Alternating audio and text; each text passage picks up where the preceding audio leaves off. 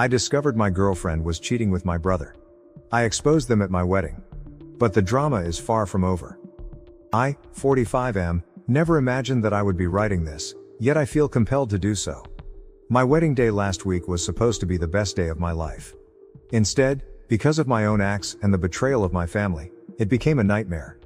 I'm not sure if I made the correct decision, and I'm still processing everything that transpired. This is the complete tale. I believe that the woman I was seeing 6 years ago was the love of my life. After almost 2 years of dating, I was thinking about popping the question. I believed that she, 32F, was all I could have ever wanted. Intelligent, attractive, and we appeared to have similar values. I happened to find some text messages on her phone one day. I swear I wasn't spying.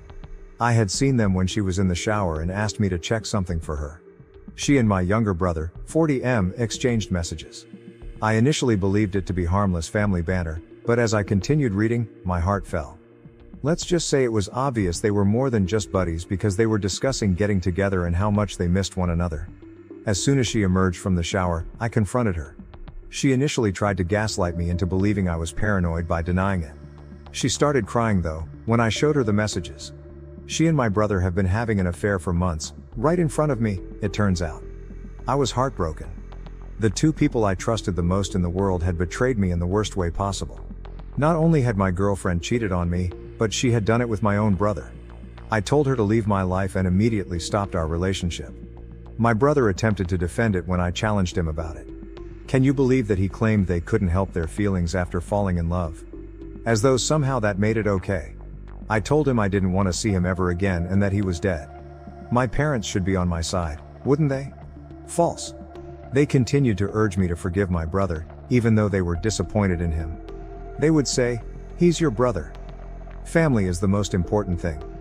In my opinion, loyalty and trust are the most crucial factors, and both my parents and brother have demonstrated that they are unaware of this.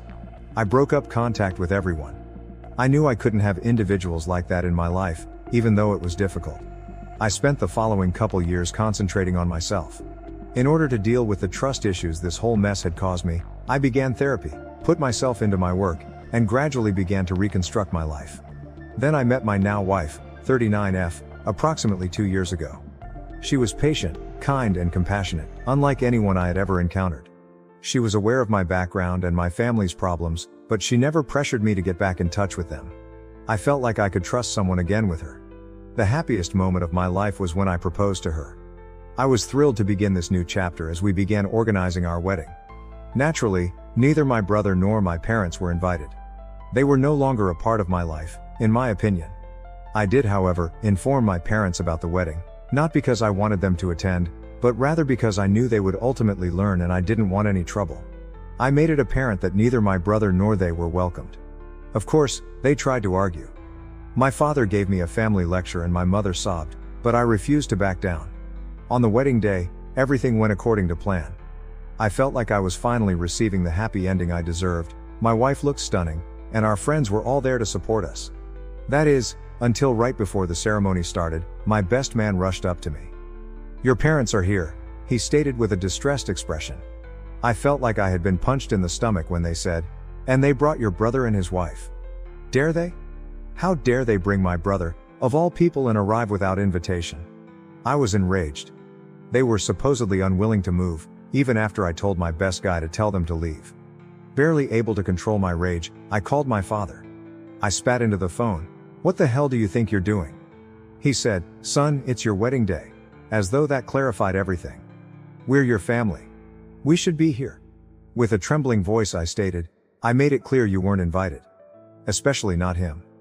6 years have passed, my father countered. "Don't you think it's time to let bygones be bygones? Your brother is sorry for what he did. He's married now. His wife is pregnant. Can't we just be a family again?" What I was hearing was unbelievable. Did they honestly believe that all would be forgiven if they simply showed up? That I'd throw open my arms to them? I said, "Get out," in a strong, icy tone. "All of you, get out now, or I'll have security remove you." "Don't be dramatic," my dad said. "We're already here. Just let us stay for the ceremony, for your mother's sake if nothing else." I was on the verge of losing it all when my wife showed up. She could see how unhappy I was because she had overheard a portion of the talk. "What's going on?" she inquired, her expression displaying worry. I told her what was going on, thinking she would be as upset as I was. However, my wife, always the rational one, suggested a middle ground. She answered, "Let them stay for the ceremony.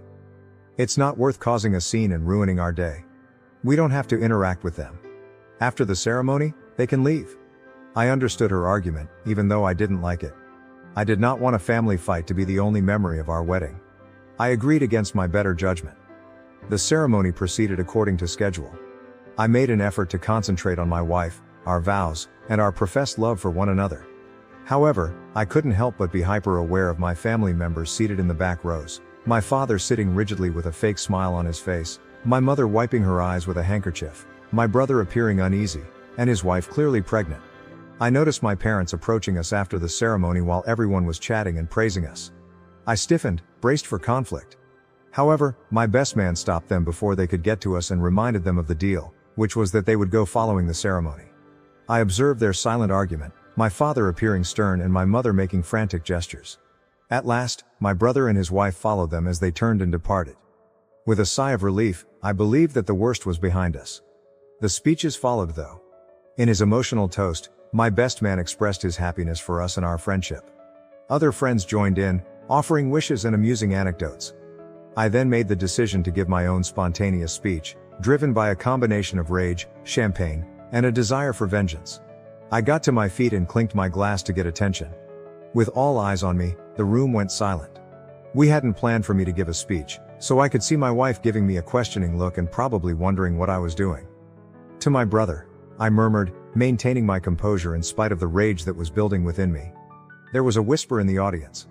Those who were aware of my past relationship with my brother appeared perplexed, while those who were not likely found this to be a kind gesture. Adding, "My brother isn't here today. But I'd like to thank him all the same. You see, if it wasn't for him I might never have met my wife." I stopped, sipped my champagne and looked around the room. My brother and dad, who had been about to leave, had halted their journey. Their looks were a mix of fear and optimism as they stared at me. 6 years ago my brother did me a huge favor, I remarked, sarcasm leaking out of my voice. He showed me exactly the kind of person he is by having an affair with my girlfriend. Deathly silence fell in the room. I couldn't stop, even though I could see the discomfort and shock on people's faces. I was releasing years' worth of repressed hurt and rage. I went on, "That betrayal taught me a lot. It taught me that the people you trust the most can hurt you the deepest. It taught me that family doesn't always mean loyalty or love. And most importantly, it set me on the path that led me to my wife." I noticed the worry in her eyes as I turned to face her. However, I was too far gone to turn back now. I said, "So thank you, brother," as I lifted my glass. "Thank you for showing me what true betrayal looks like. Thank you for teaching me that blood isn't always thicker than water. And thank you for being such a monumental screw-up that it made me work on myself. Made me become a better person, a person worthy of someone as amazing as my wife." After emptying my glass, I placed it firmly on the table. The silence that followed was deafening. I could see my brother's wife staring at him in disgust and shock, my parents looking like they'd been slapped, and my brother, well, he couldn't even look up from the floor. "Oh, and mom and dad," I added, "thanks for showing up uninvited and bringing him along. It gave me the perfect opportunity to let everyone know exactly what kind of family I come from." I felt a weight lift as the door closed behind them, but it was quickly replaced by another one as I turned to face the stunned crowd of our wedding guests. My brother's wife practically dragged him out as they left, followed by my parents, my mother crying and my father red-faced with embarrassment or anger, I couldn't tell. The hush was broken by my wife first, who gestured to the waiters and remarked, "I think we could all use another drink." Suddenly, the enchantment was broken. And conversation resumed, though I could hear whispers of my name everywhere in the room. With a look of disappointment and worry on her face, my wife drew me aside and questioned, "Was that really necessary?" I replied, "I'm sorry," as the adrenaline left my body. I couldn't let them get away with showing up like that, trying to play happy families after everything they've done. Squeezing my hand, she sighed and added, "I know what you mean, but this was meant to be our day, about us, our future, not about your past." She was obviously correct. In my rage, I had made our wedding about my family's turmoil rather than our love. I experienced a small remorse, but it was outweighed by the relief of finally getting my point over. I tried to refocus the conversation to more upbeat subjects, but I could tell that my outburst had clouded the event. The remainder of the reception was a bit of a haze, with people approaching me repeatedly, some expressing support and others obviously uncomfortable. I didn't really realize the consequences of what I had done until later that evening, when my wife and I were by ourselves in our hotel room. I sat heavily on the edge of the bed and whispered, "I'm so sorry, I ruined our wedding day." "You didn't ruin it," my wife remarked quietly as she sat next to me and took my hand in hers. "It wasn't perfect, but it was real, and that's what matters." I exclaimed, "How did I get so lucky to find you?" As I gazed at her, amazed by her forgiveness and understanding. She said, "I love you and I'm on your side, always," with a smile that quickly changed to a serious face. "But what you did today, it's going to have consequences. Are you ready for that?" she said. I gave a hesitant nod. "I believe so," I murmured. "We'll deal with whatever comes up together, right?" she said, "Always," and leaned in to give me a kiss. I couldn't help but wonder what those repercussions might be as we went to bed that night. I had publicly humiliated my family and exposed our private issues to the world, and while I felt justified because they had invited themselves, I was also concerned about the fallout. How would this impact my wife, who had been nothing but supportive, but I knew this wasn't what she'd agreed to when she decided to marry me. Would my brother's marriage survive this revelation? Would my parents ever talk to me again? I silently promised myself and my wife as I fell asleep that I would confront whatever came next, stop avoiding my history, stop allowing my family's behavior to dictate my life and start thinking about our future, mine and my wife's. I had no idea that the drama would continue for weeks to come, with surprises and confrontations I never expected, but that's a tale for another day. For the time being, I'm left wondering, did I make the right decision? Did I sink to their level, or was it okay to publicly shame my family? And most importantly, how do I proceed from here? Thank you for reading this far. I feel like I'm at a crossroads and I'm not sure which path to go, so I would appreciate any thoughts or ideas. First update. Life threw me another curveball a week after the wedding disaster, just when I thought things may settle down. I know this is out of the blue, but I need to talk to you in person, if possible. There are things I need to know, and I think you're the only one who can give me honest answers, said my brother's wife, 35F, in a trembling voice when she called me yesterday. Incredulous, I frantically tried to think of what she may want to discuss, and then it dawned on me: the wedding, my speech, and the disclosure of my brother's affair. As soon as I hung up, I went to locate my wife, who was working on some files in our home office, and she realized something was wrong after seeing my face. I told her I would consider it and get back to her. I told her what was going on, half expecting her to instruct me to keep my mouth shut, but my wife, as usual, took me by surprise. "I think you should meet with her," she remarked after giving it some thought. "You see, we can't change what's already done. However, your brother's wife is innocent in all of this. She is now enmeshed in a tangle that she did not cause. Don't you think you should give her some closure if you can?" She was correct, and even though I wanted to forget about it, I couldn't deny that my actions at the wedding had probably completely upended this woman's life. And she was pregnant, for crying out loud, and that the stress of it all couldn't be good for her or the unborn child. My wife agreed to accompany me for support, so I called my brother's wife back and set up a meeting for the following day at a quiet cafe. My heart sank when I saw my brother's wife enter. She looked exhausted and drawn, her eyes red-rimmed as if she had been crying. She must have been in her third trimester, and as she drew nearer, I could see that her pregnancy was even farther along than I had thought. This made me feel guilty once more. As she slid into the chair across from us, she said, "Thank you for meeting me. I need to know everything, from the beginning. I need to understand what happened between your brother and your ex-girlfriend. When it started, how long it went on. Everything." I inhaled deeply before telling her everything. How I had discovered the messages on my ex's phone. How I had confronted them both. How they had attempted to defend it by claiming to have fallen in love. How my parents had urged me to forgive them, and how I had severed all contacts with them. I kept a close eye on her expression while I spoke. She continued to be largely unresponsive, but I could see the anguish in her eyes and the faint quiver of her bottom lip. She was silent for a while after I was done, then she said, "Are you certain? Are you positive that it was him?" "Yes," I muttered. "I apologize, but I'm positive." Her hand instinctively moved to rest on her big belly as she nodded softly. "It was all a misunderstanding," he informed me. "Because you were attracted to his girlfriend and found it hard to believe she had chosen him. You severed relations with the family for that reason." Anger shot through me. He had lied to her, of course. Why had I anticipated a different outcome? I repeated, "I apologize," as I was at a loss for words. She gave a headshake. Avoid becoming. You are not to blame. I'm at a loss on what to do. A baby is due in a few weeks. How can I possibly believe him? With someone who could do this, how can I raise a child?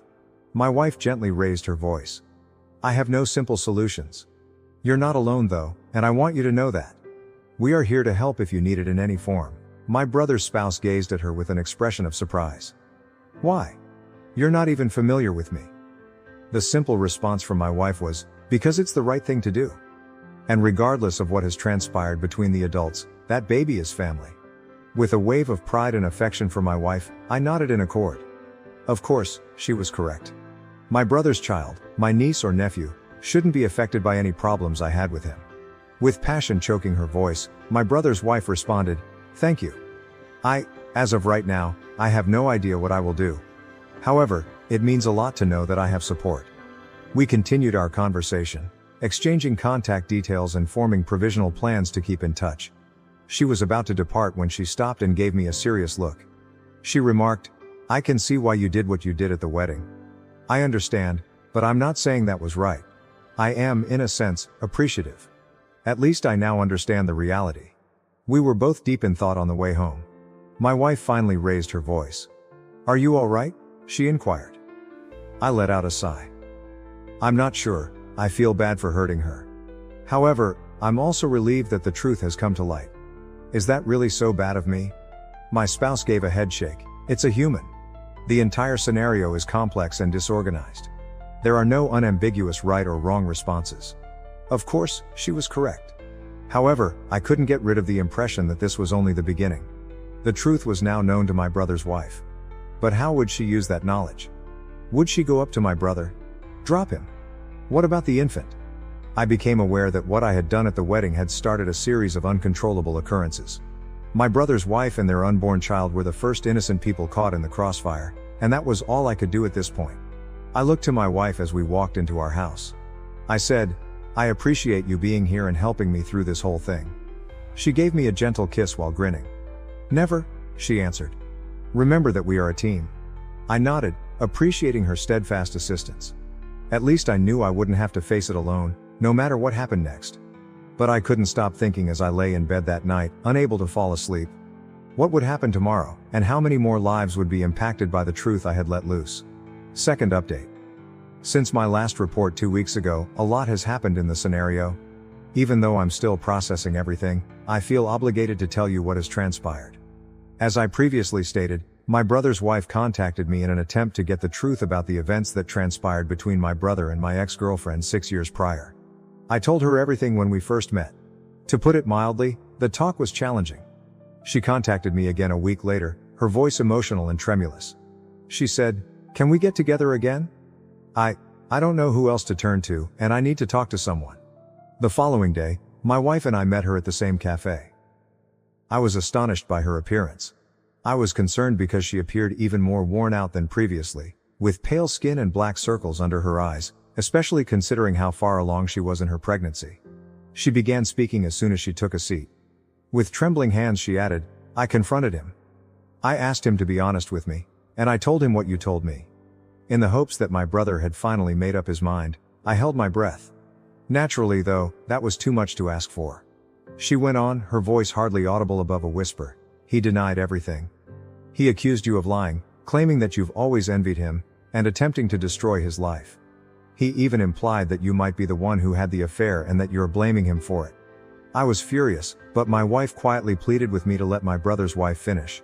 With tears in her eyes, she looked up at me and whispered, "I didn't believe him. I wanted to, but he seemed to be reading from a script based on his reaction.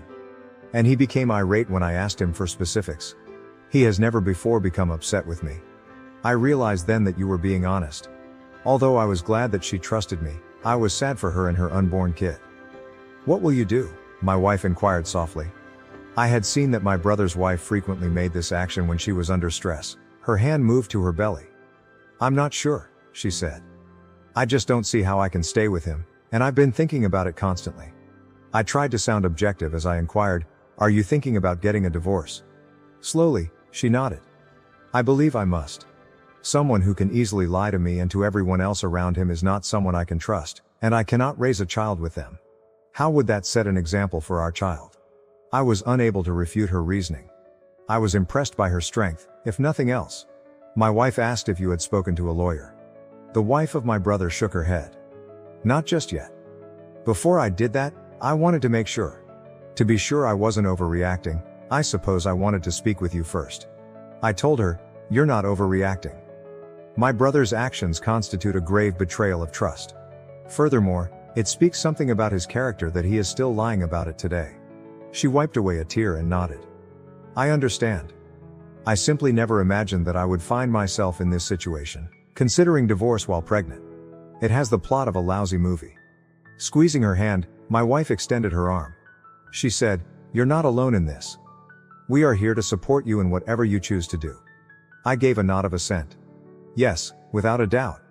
And not only for you, but also for the unborn child. Regardless of what transpires between you and my brother, that child is part of our family. We spoke about her alternatives for the next hour. In order to understand her rights, particularly with regard to custody of the child, my wife advised that she speak with an attorney. I offered to assist her in locating a qualified therapist, who could assist her in processing her feelings and making rational decisions. My brother's wife appeared calmer and more focused as our meeting came to a conclusion. She remarked, I believe I know what I need to do. I need to do what's best for me and my baby, even though it won't be easy. We bid her farewell with hugs and vowed to keep in touch. I experienced a range of feelings as we watched her leave, including relief that the truth was known, pity for her suffering, and rage at my brother. My wife broke the stillness on the way home. Are you aware that this isn't finished? When your parents and brother learn that she is thinking about getting a divorce, they will respond. I let out a sigh. I understand. To be honest, I'm trying not to think about it. We have to be ready, she added. They may attempt to hold you accountable for this. Are you prepared for that? I considered it for a while. I reached out to hold my wife's hand and said, we'll face whatever comes up together, right? She gave my hand a squeeze. Never, she answered. I couldn't get rid of the sensation that we were about to experience something significant as soon as we drew into our driveway. My parents would surely have something to say regarding my brother's wife's divorce proceedings. The wife of my brother was contemplating a divorce. Without a doubt, my parents would become involved. And me, I was at the center of everything. But I felt like I was on the right side of things for the first time in years. With my wife by my side and the assurance that we were doing morally, I was prepared to confront the truth, no matter what came next. For the first time in a long time, I felt strong. Nevertheless, I couldn't help but ponder what the consequences might be as I laid in bed that night. What would my brother think if he found out that his wife was actually thinking about leaving him? Whose side would my parents choose this time? Time will tell, I suppose. However, I am certain of one thing. I will not allow the truth to be suppressed once more. Not now. Third update. Since my last update, which was a month ago, things have drastically changed. The decision to file for divorce has been made by my brother's wife. Last week, she informed me over the phone in a steady, resolute voice. She remarked, I've given it a lot of thought. I've spoken with a therapist and a lawyer. After everything that has transpired, I am unable to remain in this marriage. I was concerned about her future, but I was also happy that she was advocating for herself. She interrupted me when I voiced my worries about her raising the child by herself. I'm positive, she stated confidently. I would rather handle this alone than bring up my child in a home where lies are the norm. Both of us are worthy of better. She is currently living with her parents after moving out. My brother will shortly receive the divorce papers. My father called me out of the blue 2 days after that call. This was the first time we had spoken since the wedding. He sounded exhausted as he said, Son, we need to talk. Your sibling is in disarray. He claims that you're responsible for everything and that you have been telling his wife falsehoods. I could feel my temper building. Dad, those aren't lies. You are aware of what he did. You've known all along. After a long silence, my father's emotionally charged voice came back. I understand. I should have handled things differently back then. As should your mother. We were wrong to insist that you pardon him. I was taken aback. Neither of my parents had ever acknowledged their mistakes before. My brother wasn't managing the situation well, my father continued. He has been drinking a lot, my dad stated. He came to our house and said that you had destroyed his life. To try to resolve everything, your mother wants to call a family meeting, he continued. Would you think about attending? I felt conflicted. I had a part that wanted to say no, to stop the family drama. Another aspect, though, seemed odd. I had assumed it had died years ago. Finally, I said, I'll give it some thought, but I'm not promising anything. I shared both chats with my wife after the call. After paying close attention, she questioned, what are you going to do? I gave a headshake. I'm not sure. A part of me wants to simply get rid of everything. She concluded for me, but another part wants to go to the family meeting. I gave a nod. She believed I should go, which surprised me. She remarked, this has been looming over your head for 6 years. Perhaps this is your opportunity to finally face it directly and put it to rest. What if it simply exacerbates the situation?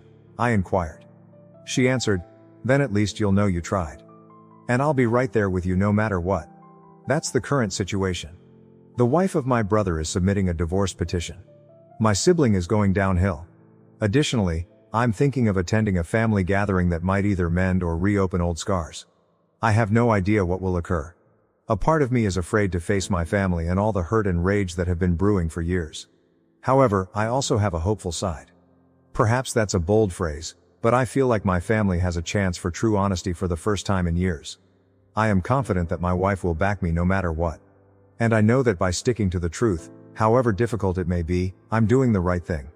If I choose to attend the family gathering, I'm not sure if I'll provide another update.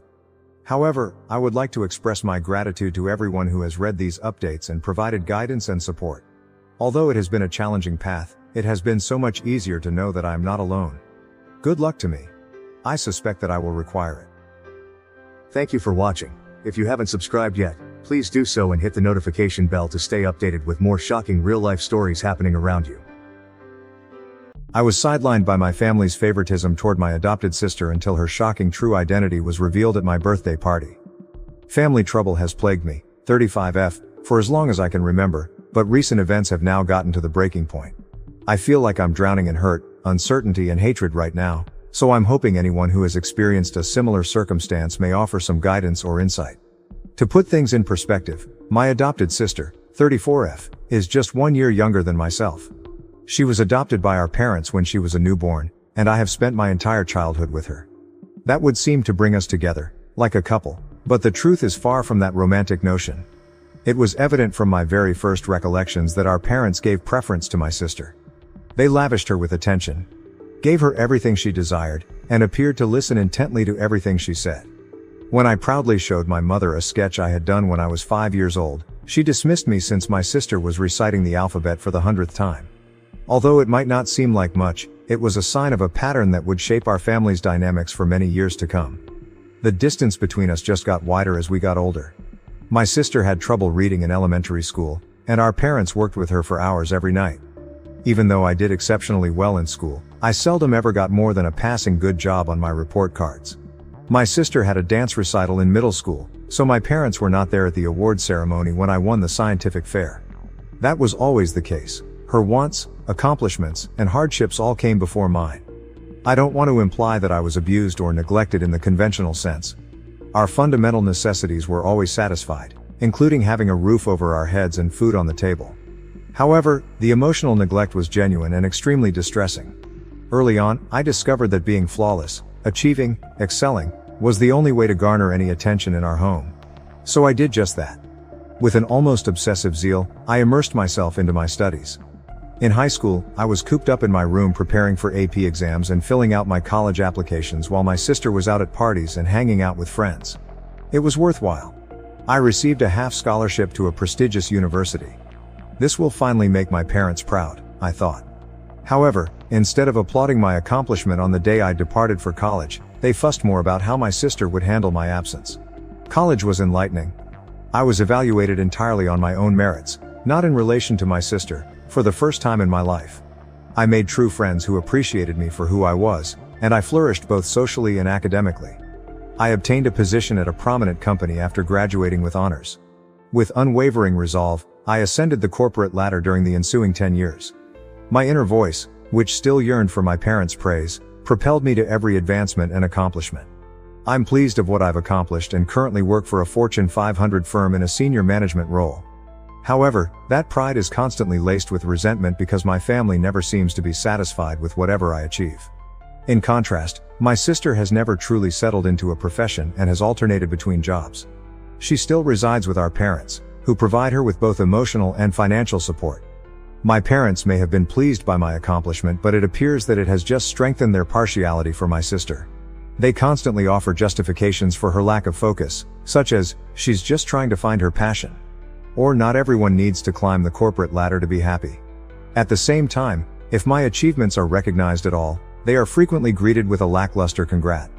Our family relationships have been damaged in every way because of this dynamic. Family get-togethers are a minefield of barely veiled bitterness and passive-aggressive remarks.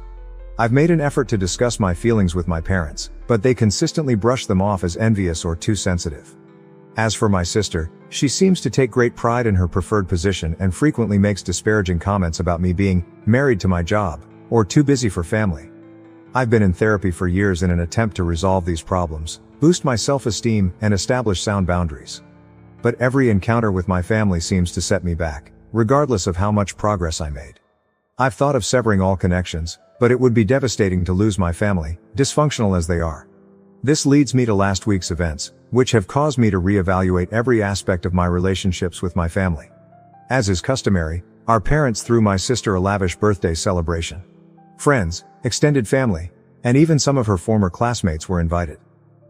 With catered food, an open bar, and even a live band, the house was decorated as though it were a wedding ceremony. As a comparison, last month's birthday was celebrated with a little dinner for the four of us, during which the most of the discussion focused on my sister's most recent business venture, a pet-related social media app that she believes will be the next big thing. After approximately 2 minutes, my parents' eyes drifted away as I attempted to discuss a significant project I'm overseeing at work. I made an effort to blend in at the party. I tried my best to encourage my sister on her special day by interacting with family members in a courteous manner and striking up little conversations. However, as the evening went on, I sensed the old bitterness rising within me. It wasn't just the extravagant celebration. It was also the way our parents showered her with praise, how family members inquired about her life while hardly noticing mine, and how she absorbed all the attention as if it were her natural inheritance. In an attempt to calm the anxiety attack I could see coming on, I found myself withdrawing to a corner and drinking a glass of wine.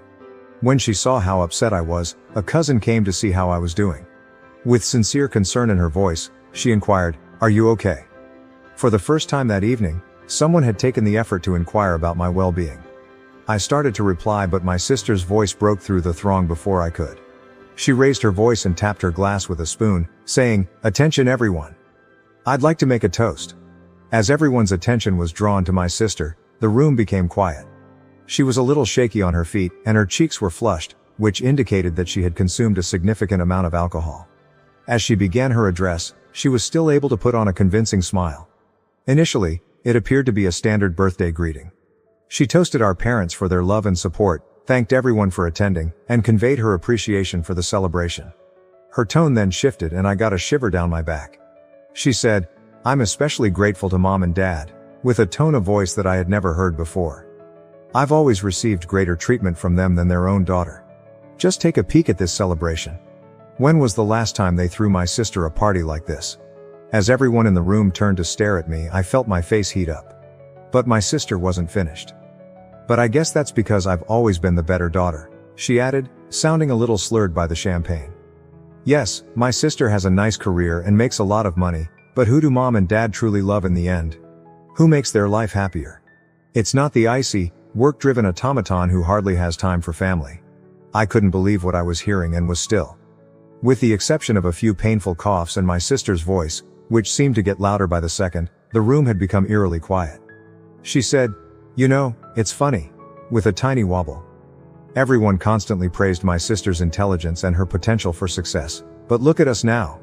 I'm here with family and friends who genuinely care about me, while she's by herself, married to her job.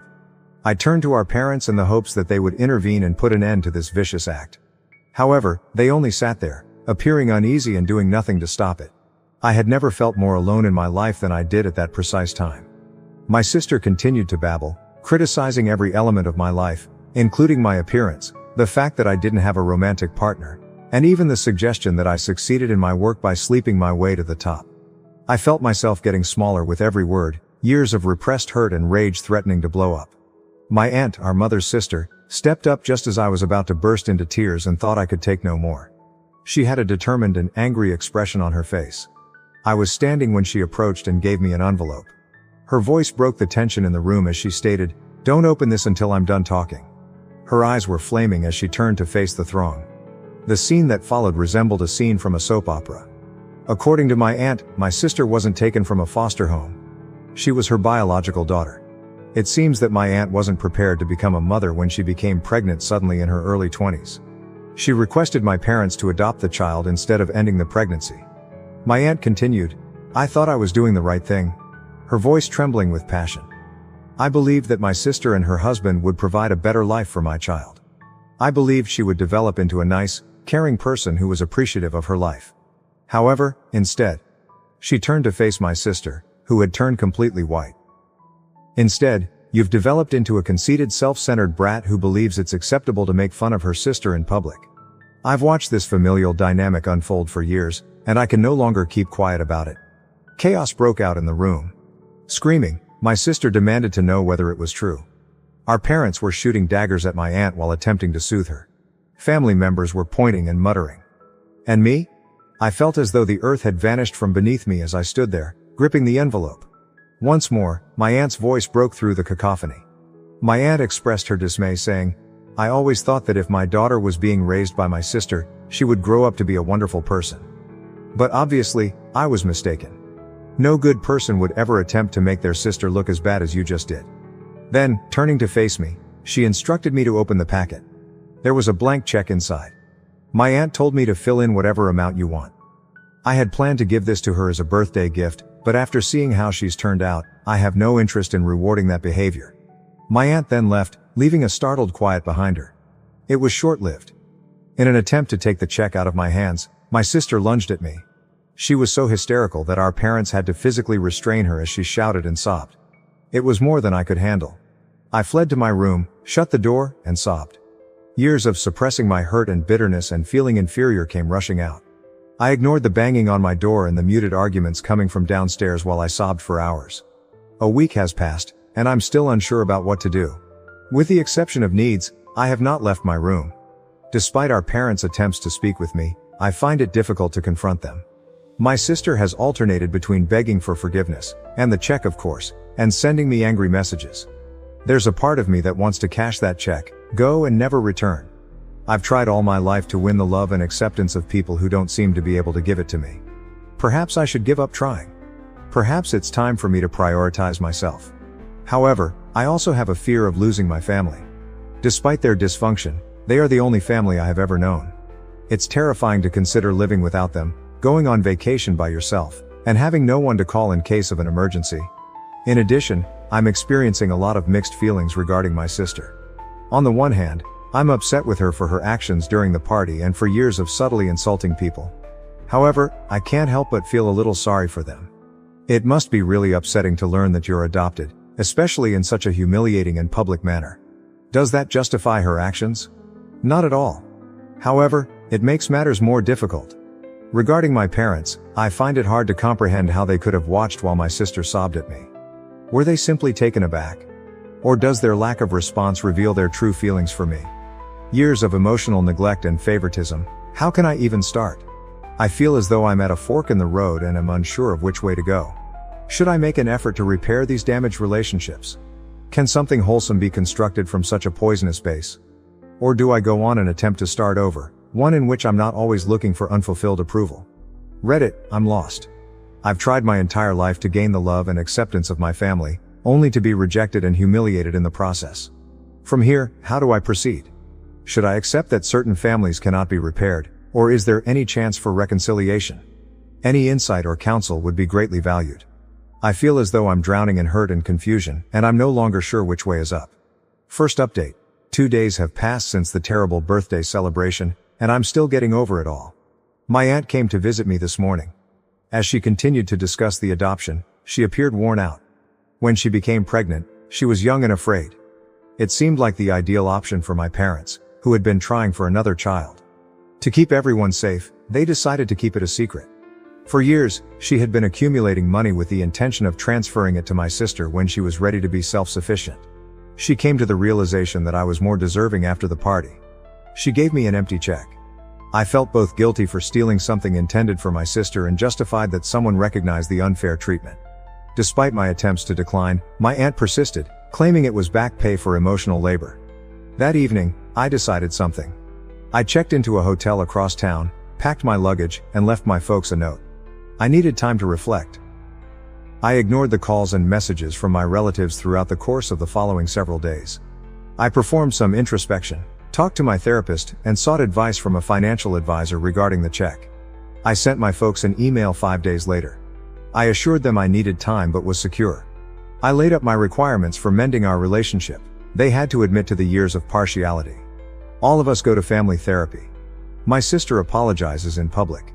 They start treating us equally and cease condoning her actions. They instantly responded that they were relieved and asked me to come home so we could discuss.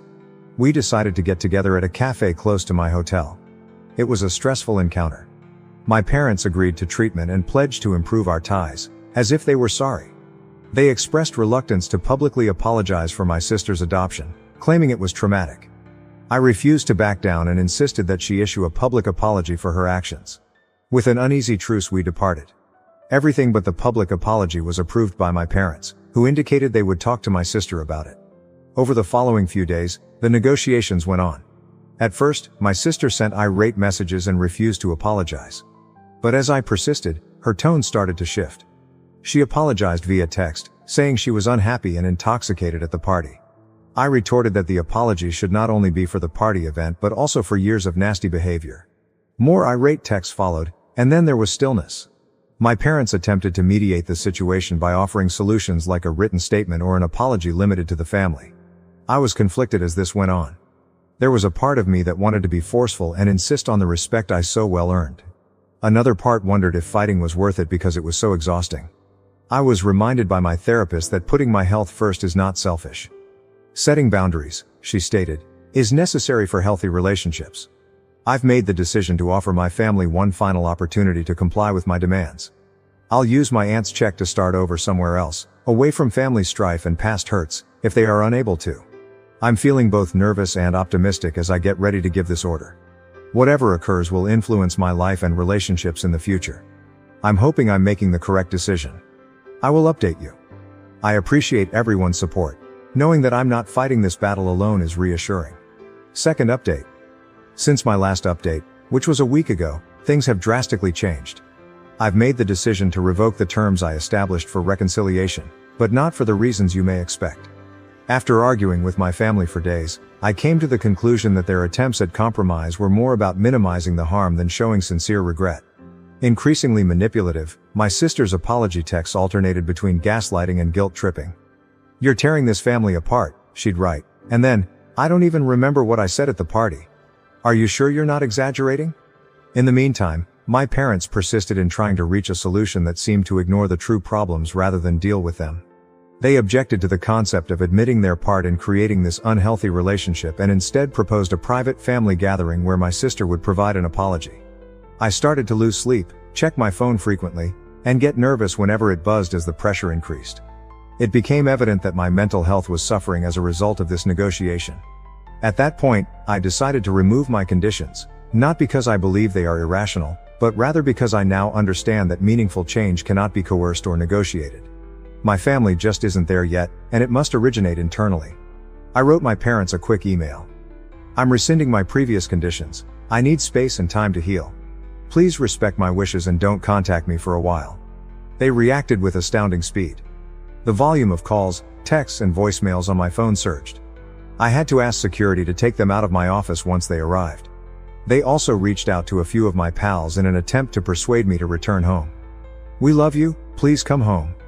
How can you do this to us? And your sister is devastated. She's not eating," were among the desperate, angry, and manipulative texts they sent. Emotional warfare has been going on nonstop. Sometimes the guilt is unbearable. Sometimes I question whether I'm exaggerating or whether I should just go home and try to forget everything. However, I also recall the years I spent feeling invisible, having my accomplishments disregarded, and seeing my sister consistently given preference. To assist me deal with the stress, I've started going to my therapist twice a week. By borrowing my family's phone numbers and configuring email filters, she has been assisting me in establishing boundaries. Although it seems drastic, it's essential for my mental health at the moment. My workplace has turned into a haven for me. To avoid returning to my empty flat, I've poured myself into tasks and stayed late at work. Some of my coworkers have expressed concern after noticing the difference in me. Even if I can't adequately describe the circumstances, I appreciate their support. I still haven't paid my aunt's check though. As a continual reminder of the decision I must make, it rests in my desk drawer. To show that I don't need their money or approval, I feel like tearing it up. Some view it as a lifeline, an opportunity to start over somewhere new. I've begun looking at employment prospects in other cities and even other nations. It is both exciting and frightening to consider a whole transformation. Was it truly possible for me to start afresh and leave everything behind? I'm taking things day by day for the time being. I'm getting better at accepting the unease that comes with uncertainty and having faith that I'll know what to do when the time comes. Certain days are more difficult than others. Sometimes I miss my family so terribly that it hurts my body. However, there are also unexpectedly peaceful moments when I notice that my breathing is easier than it has been in years. I am aware that this voyage is far from finished. There will be more emotional obstacles to conquer and more challenging choices to make. But I'm prioritizing myself for the first time in my life. It feels right, but it's also unpleasant and uncomfortable. I appreciate all of your ongoing help and guidance. Having this place to process and share is more important than you may realize. When I have more to report, I'll provide another update. I'm concentrating on getting better and finding my identity outside of my family's shadow in the interim. Third update. 3 weeks have passed since my last report, and things have significantly worsened. When my sister unexpectedly showed up at the door last Saturday when we were visiting my aunt, we were taken aback. She stormed in, obviously drunk and furious, yelling, "You've ruined everything. You are attempting to take my life after stealing my mother." The stench of alcohol was overpowering, and her eyes were crazy. My aunt and I had to hold her back as she lunged at me. Allegations were made by my sister, who said I had always been envious and had turned everyone against her. Even after everything that had transpired, the hatred in her voice was startling. I was shocked by my aunt's response. Her normally composed manner had vanished. "You need to leave now," she said forcefully, her face hardening as she dragged my sister out of the house. My sister resumed her tirade outside, attracting neighbors' attention. "My mother is not you," I heard her shout at my aunt. "I was exposed to you. You can no longer act as though you care." A few of the neighbors threatened to contact law enforcement. My sister eventually pulled away in her automobile. My aunt was clearly shaken within. She revealed that she struggled with guilt over the adoption during our hours-long conversation. She had believed that telling the truth would fix things, but she now understood that the harm was much more extensive. "I believed I was acting appropriately," she muttered. "However, I might have just made things messy for everyone. Wide-ranging effects have resulted from the occurrence." Later, my parents called in a rage, accusing me of trying to ruin our family and inciting my aunt against my sister. I tried to explain things to them, but they refused. Members of the extended family have taken sides, causing the family to become severely divided. What started out as a private issue has turned into a full-fledged family conflict. The intensity of it all overwhelms me. I feel guilty even though I know it's not my fault, but I also want to withdraw and start over somewhere else. Because of my sister's condition, my aunt is worried about my safety and has proposed that I remain with her for a bit. I'm thinking about it, but I'm afraid it could make things worse. I'm making an effort to remain somewhat normal throughout this whole ordeal. I try to look after myself, go to work and see my therapist. However, this familial conflict is a continual burden. I wonder if this will have any repercussions. Is it possible for a family to overcome such ingrained animosity and rage? Is it better to give up or is it worth trying? I'm trying to avoid getting pulled back into the pandemonium and am concentrating on my own recovery for the time being. Even though it's difficult, I'm committed to finding a solution, whether or not my family is on board. I appreciate your unwavering support, everyone. You don't realize how much it matters. When I can, I'll provide another update, ideally with more positive news. Update 4. A month has passed since my last update, and I've made some decisions that will change my life. I came to the realization that I needed to take immediate action to safeguard my mental health and create a future for myself following the tumultuous incident with my sister at my aunt's place. I've poured myself fully into my profession, asking my supervisor if I may move to another location to work for our company or take on more responsibility. I was surprised by how supportive she was. I'm currently in the running for a senior management job that would take me across the nation. It's thrilling as well as frightening.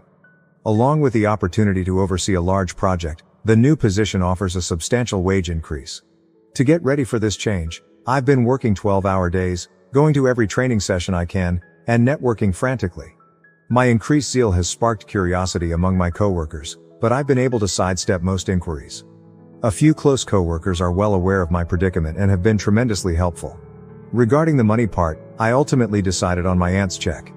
I made the decision to cash it after giving it a lot of thought and spoke with a financial advisor.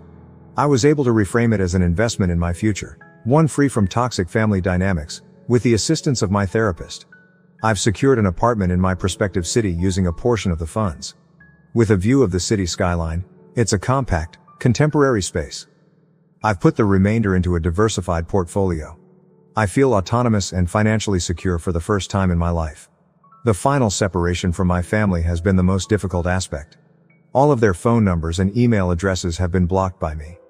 I've requested that my aunt not forward any of their texts. I know it's essential for my recovery, but it's been excruciating, like cutting off a piece of myself. Of course, there are periods of uncertainty. I occasionally feel inclined to phone late at night in an attempt to make amends. However, I then recall the years of gaslighting, the ongoing sense of inferiority, and the violent altercation at my aunt's house. It makes me more determined to keep going. I recently began seeing a new therapist who focuses on estrangement and familial trauma. She has been assisting me in overcoming my sadness and guilt. To replace the family-centered customs I've left behind, we're concentrating on establishing a new network of support and developing new ones. Additionally, I've joined a support group for those who are separated from their relatives. It has been both upsetting and consoling to hear their stories. I've learned that I'm not the only one going through this and that you can have a happy life without the family you were born into. Regarding my aunt, we have kept up our friendship while setting clear limits. She doesn't try to act as a mediator and accepts my decision to break off contact with the rest of the family.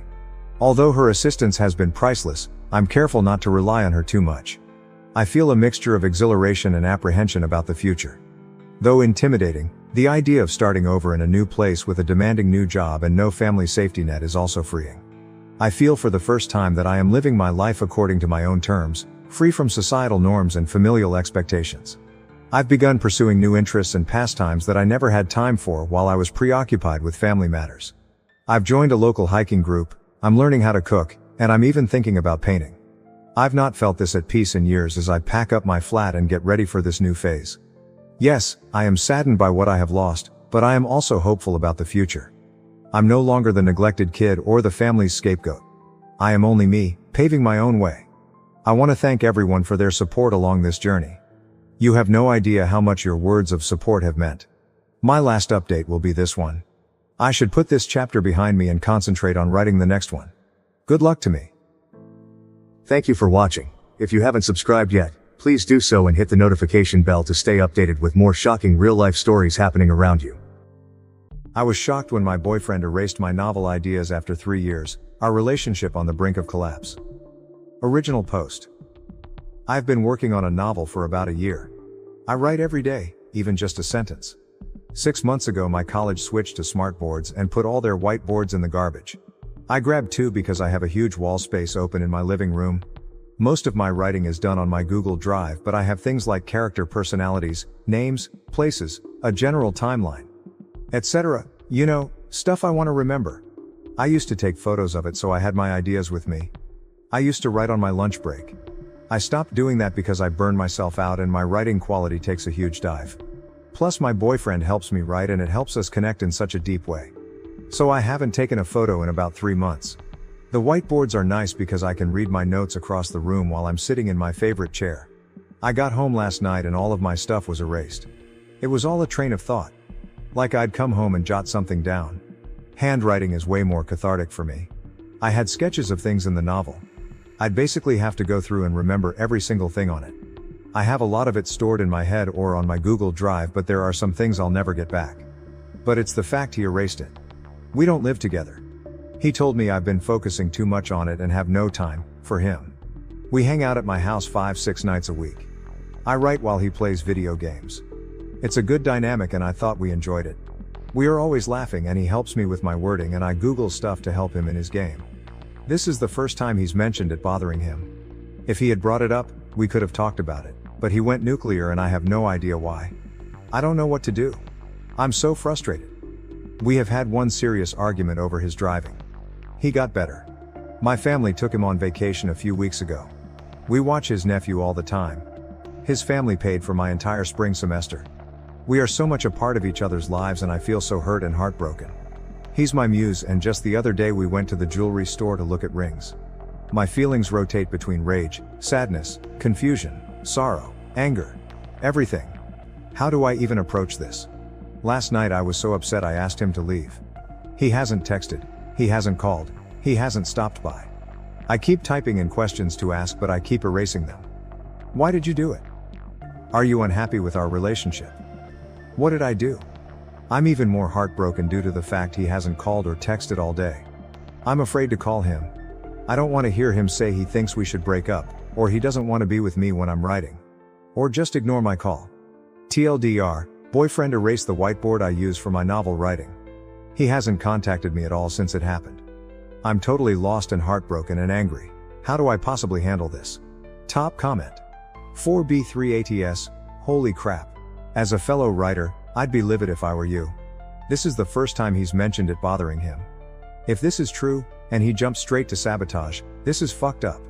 It's messed up regardless because I'm sure your boyfriend knows how important this work is to you. Like, for him to not try to talk to you about this, after 3 years, is mind-boggling. Who does this? Text him the dreaded "we need to talk" message. Ask him when he's available, and have him come over to use his words like a goddamn adult. Also, take his key away or change your locks if you don't want to be that upfront about it. He lost his privileges. TBH though, in all sincerity, IDK if this is something I could move past. It comes off as so cruel. He knew exactly what he was doing, and he chose to go into your home when you weren't there because he knew he was doing something wrong. He either knows he fucked up, or he feels as though he's in the right, and that's why he hasn't reached out to you. I'm shocked and appalled on your behalf, OP. Relevant comments. The darkest beer. This was an unbelievably fucked up way to deal with those feelings. I hate your boyfriend right now. Remember in Little Women when Amy burns Joe's book because Joe wouldn't let her come to the theater with her? That was pretty messed up, but ultimately Amy was a child, and she would grow up and be better. Your boyfriend can't do better than the most hated March sister. He's showing you that when he doesn't get his way, he will punish you and destroy the things you care about. This isn't an isolated incident. It's an important piece of information about his character. If he comes back with a massive apology and a plan for how he's going to deal with his feelings in the future in a non-destructive way, then maybe I'd say it's worth a conversation about continuing this relationship. Oop, I actually haven't read Little Women, but I ordered it for my Kindle. It's just so out of the blue that I wonder if there's something going on with him beyond what he said. I don't know. Bubblegum cannibal. This is really fucked up. As another fellow writer, I honestly would have broken down. That's so much work just down the drain just because you wanted to get your work completed. It's ridiculous. Honestly, if it were me, I'd have to fistfight the guy after I've stopped crying over destroyed work. Going with what 4B3 it said, definitely take his key away. There's no doghouse or, you can get this back when you earn it back about it. I've personally been in this situation where I've had my old novella notebooks used in a grill fire and with truth, I've never accepted the apologies. The person isn't even a friend to me anymore. Not saying you should dump him or break ties with him in general, oh not at all. However, I do say there should be a conversation about the relationship here somewhere. If he can't handle you being immersed in something you've put years into, something you love, he's not ready to date any type of creator, to be quite honest. It's scary that he honestly thought that destroying anything that looked remotely important was the best thing to do in the situation. But when you regain yourself, try and retrace your steps now that he's hiding from you. Try and rebalance your world building, some new things might even come out of it. Keep your head up, friend, and hopefully you can pull back some information and crawl back from there. It'll be difficult, but you can do it, OP. OOP, he stood there and he seemed so, I don't know. Proud, happy, vindicated. I've had my jaw dropped once before in my entire life, to the ventriloquist girl who was on America's Got Talent LOL, I didn't know it was an actual feeling of shock awe. It did last night right before I blanked out and woke up face down on my bed asking him to leave. OOP edited the post edit. Holy cuss you guys. I am absolutely overwhelmed. I'm not even sure what to say. I asked a girlfriend if I could come over and talk so we are getting some wine and a pizza. Update. It's been about 3 months since I made my post. This somehow seems like it got really long. The night I made my post, I went to a friend's house and she ordered a pizza. We got ice cream and a bottle of wine. She's a straight shooter, takes a neutral approach, and she gives solid relationship advice, so I felt comfortable talking to her about everything. She couldn't figure out why he'd done it. We went over how he and I hung out, how much he seemed to care about me, how we looked into each other's eyes. But it also revealed a lot of hesitation on my part. I'm a positive person and tend to forgive faults, or overlook them. I suspect it's some sort of coping method from my childhood. We had some unresolved issues I think he was holding in, but when I'd bring them up he'd just get kind of salty and go, "It's fine, I don't care anymore." But he'd bring them up in arguments. I didn't realize how toxic it was. That same night I told him I was coming over the next day to talk about things. I told him I'd be over around 11 and the only thing he texted me was okay, which I didn't respond to. I went over to his house at 11 and he was still asleep. He got upset when I woke him up. It took the wind out of my sails. On a good day I cry if something upsets me, but I was so angry and heartbroken I couldn't even think. I left without saying a word to him. He didn't follow me. On my way out I went to the kitchen and took my house key from his key ring. I drove home in a daze, collected all his things, put them in a box on my porch, and texted him to come get them. He said, "What the hell? That's fine, I'll come by later and pick them up."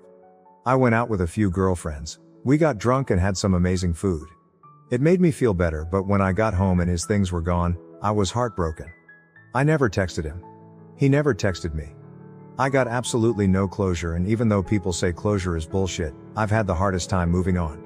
It's been 3 months and I still cry in the shower sometimes. Even though I broke up with him, I still feel so confused and heartbroken.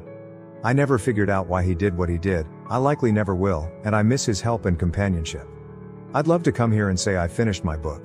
But I haven't written much since. I can't get into my character's head anymore. There's a feeling of loneliness and grief, and that sort of helped me create a better outline. But I can't write about my characters.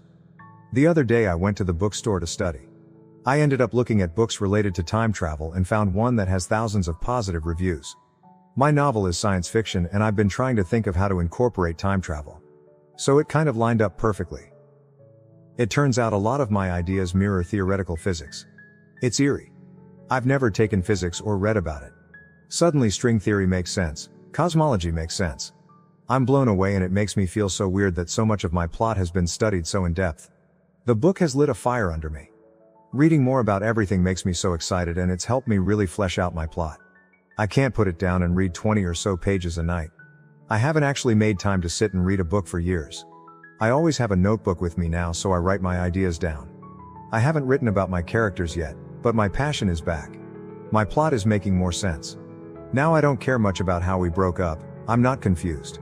I sometimes get sad at night or during the day, or if I go out and make prolonged eye contact with a guy. I haven't thought about dating and I'm still too hurt to pursue it. But every day I move on a little bit more. I wanted to thank everyone who gave me advice. I forgot about my post until just now, and when I went back through the read it, it made me realize how seriously messed up it was.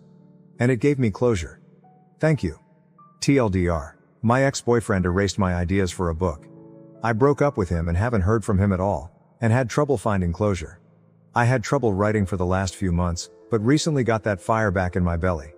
It took some time, but I found myself again. Now to the next story, story 2. I discovered that my parents have been lying to me about my food allergies my entire life. Am I justified in cutting them out of my life? Original post. I'm using a throwaway account because I have family on Reddit. Ever since I was a little girl, my parents have told me that I am allergic to both milk and chocolate. The story goes that I broke into severe hives on my very first Halloween. My mom had given me some milk chocolate and I had to be rushed to the hospital with hives and breathing problems, where I was diagnosed with both chocolate and milk allergies. Ever since then, I have never been allowed to eat anything containing chocolate or cow's milk. Over the summer, one of my college friends from out of state invited me to come stay with her for a few weeks. While I was in her state, I'd decided to use the opportunity to visit my godmother aunt, who I haven't been able to see since I was a young child. My aunt was thrilled to see me and we spent a whole day hiking and just catching up. When we stopped for lunch, my aunt pulled out some granola bars, but they had chocolate in them, so I couldn't eat them. I told her that I was allergic to chocolate and she was stunned. My aunt told me that I have never been allergic to chocolate and that my mom was lying to me.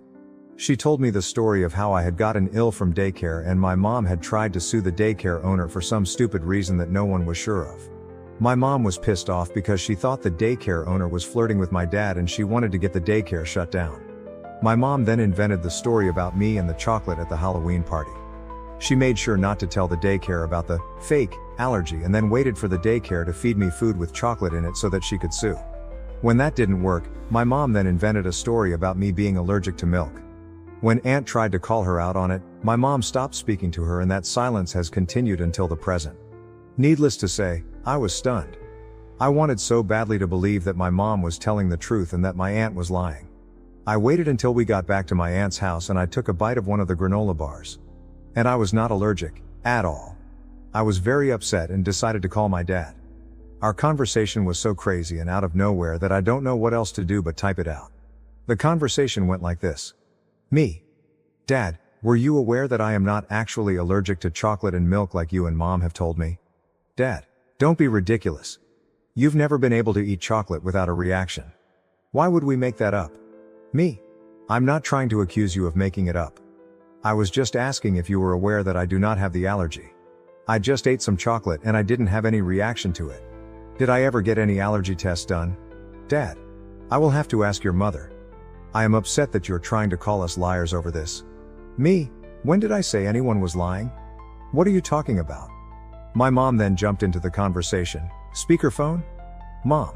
Honey, don't you remember that you had hives at your 10th birthday party? Your friend had given you a Tootsie Pop and you were allergic to the chocolate. Me? Mom, I never had a 10th birthday party and I don't know what you're talking about. I was just curious if I ever had a real allergy test done for chocolate, because I was just able to eat some without a reaction. I'm just trying to figure out if I can eat chocolate or not now. Mom.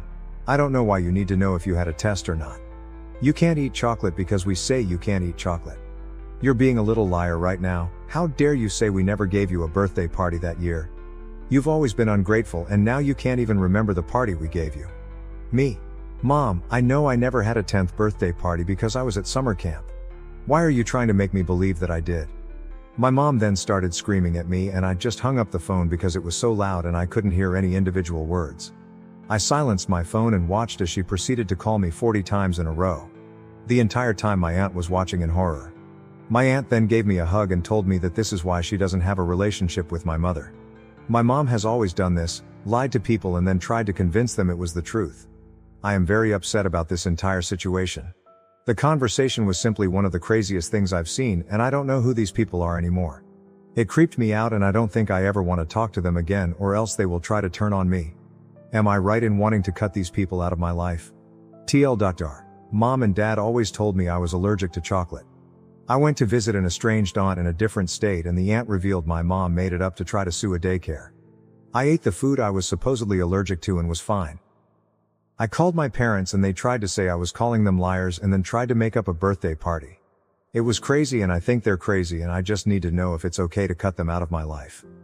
Relevant comments. Flowers 4. I'm just amazed you haven't figured it out sooner. I am allergic to various nuts, and it is said that about once a year I accidentally eat one. But when I was younger my parents kept me away from eating all nuts to be safe. They had chocolate and milk banned from the house and always told my teachers and such about my allergies at the beginning of each school year.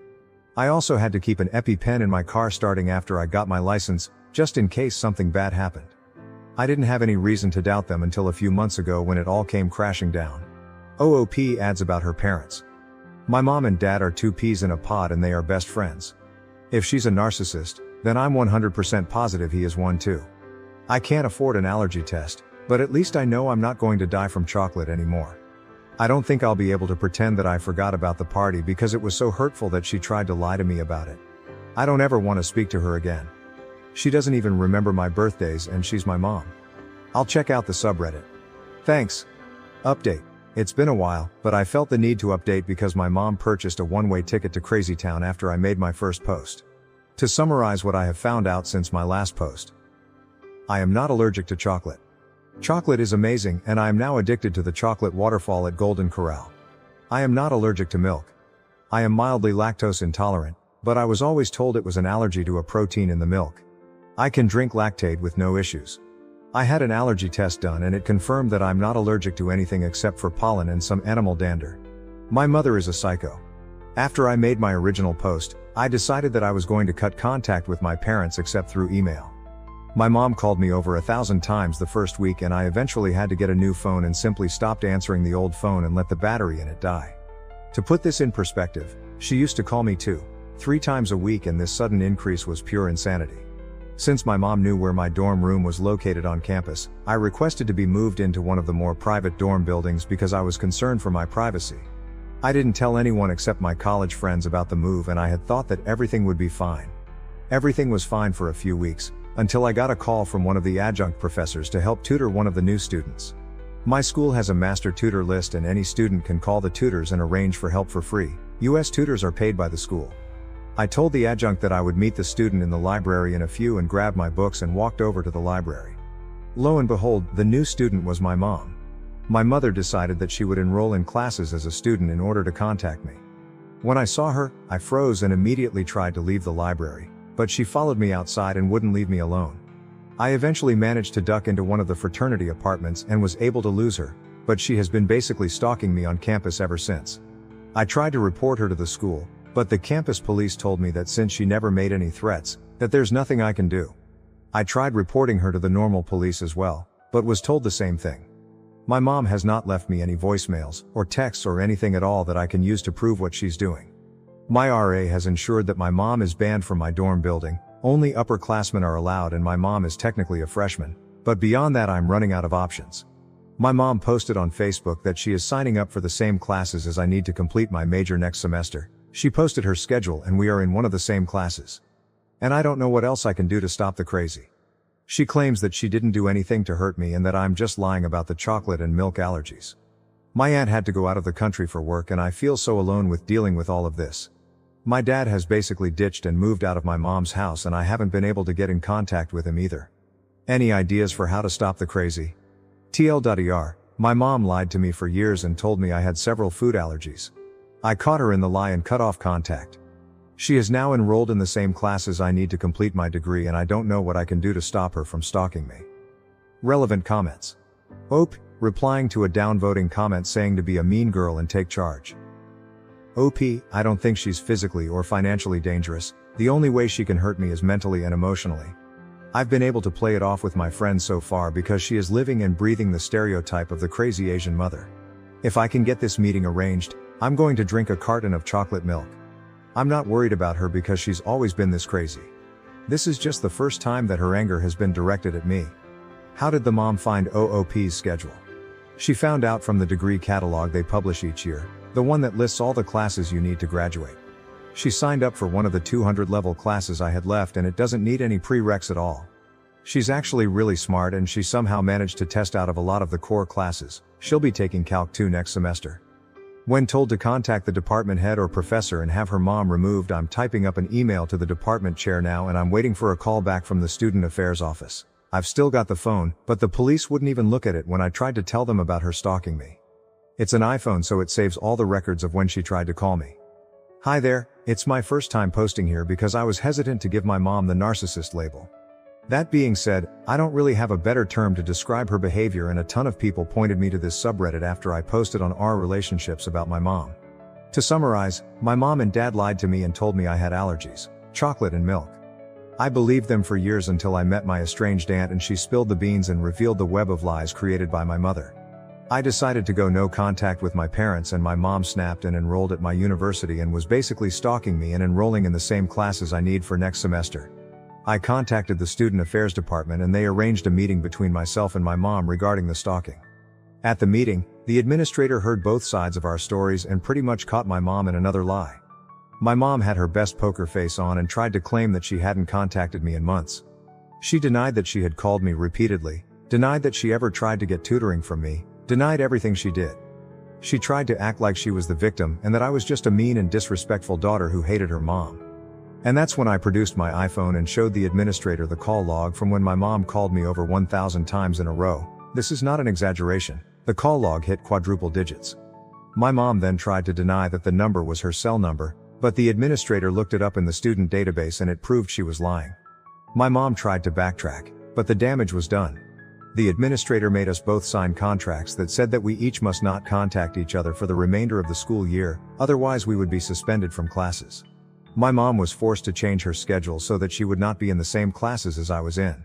The administrator made it clear that if she tried to circumvent the contract, even if by accident, that she could have her student ID banned from entering the student center or other buildings if I was inside. They are controlled by RFID chips and we have to swipe them to enter certain buildings.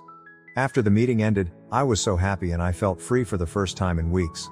A few nights later, my dad called me and left a voicemail informing me that my mom tried to commit suicide with sleeping pills and that she was going to the hospital. I thought it was fake at first, so I called the hospital and they put me through to my dad who was in the waiting room.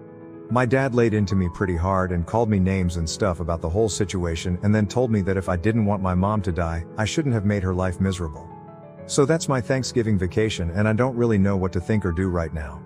I'm going to go bake a pumpkin pie and try to forget about it all, but food tastes like ash in my mouth. Relevant comments C1 as. Honey, it's not your fault. Not even a little. She is a very sick person. This suicide attempt is the inevitable conclusion of a long struggle with serious mental illness. Also, while we take all threats of suicide seriously on this sub, her failure to kill herself is notable. It is not hard to kill yourself. Even pop culture offers a few methods which are surefire, and a quick Google search will quickly turn up a dozen more. The fact that she didn't look for this information, and didn't complete her suicide, suggests that this was more of an attempt to manipulate than an attempt to leave the planet. I qualify this quickly with a link to suicide hotlines should anyone be reading this who is considering suicide genuinely. It's a nasty topic to be sure, but it needed to be said. She isn't dead, and that's significant. OOP. Thanks for saying this. My mom is incredibly intelligent and resourceful and I know that if she really wanted to die she would have been successful. She can recite stats off the top of her head and I've heard her saying before that most successful suicides involve guns. I know for a fact that she knows what it takes for suicide and she's smart enough to find a way to hurt herself without leaving lasting damage. She also made sure to put me down on her list of approved visitors and sign all the paperwork, so that the nurses can tell me information without violating HIPAA. She knows that I'm the type of person who would have called the hospital and then I would know all the details and she could guilt me with them. Thank you for watching. If you haven't subscribed yet, please do so and hit the notification bell to stay updated with more shocking real-life stories happening around you. My husband confessed to having an affair with my sister. Just as I found out I was pregnant, what should I do? I am 35F, and I have been married to my spouse, Henry, 37M, for 5 years. Our marriage seemed to be going well until my spouse suddenly admitted to having an affair with my sister. We both work as doctors at a large university hospital, you see. Outsiders may find that glamorous or satisfying, but it also adds a layer of complexity to our relationship. Our marriage hasn't always been picture perfect because of the long hours, the emotional toll of caring for patients, and the fact that we both have a strong passion for what we do. It has been challenging to balance our personal lives with our careers, and there have been times when the demands of our work have made things much more challenging. However, we were able to help one another through it all. He was my companion, and I never doubted for a moment that I would be with him for the rest of my life. Actually, I found out I was pregnant 2 months ago. Henry and I were excited to have children when we initially got married. Despite our best efforts and dreams, it simply never occurred for us. Even though we tried for a long time. We eventually came to terms with it. We gave up on making an effort, reasoning that if it was meant to be, it would come naturally. It was difficult to let go of that dream, but we put all of our effort into our relationships and occupations, believing that destiny would lead the way. I therefore refrained from drawing conclusions right away when I started getting morning sickness. A part of me assumed it might simply be work-related stress. In order to rule out the possibility, I nevertheless made the decision to take a pregnancy test. I was blown away when the test came back positive. It was such a time of great excitement and incredulity. I never imagined that I would be looking at that small test and knowing I was pregnant after all these years.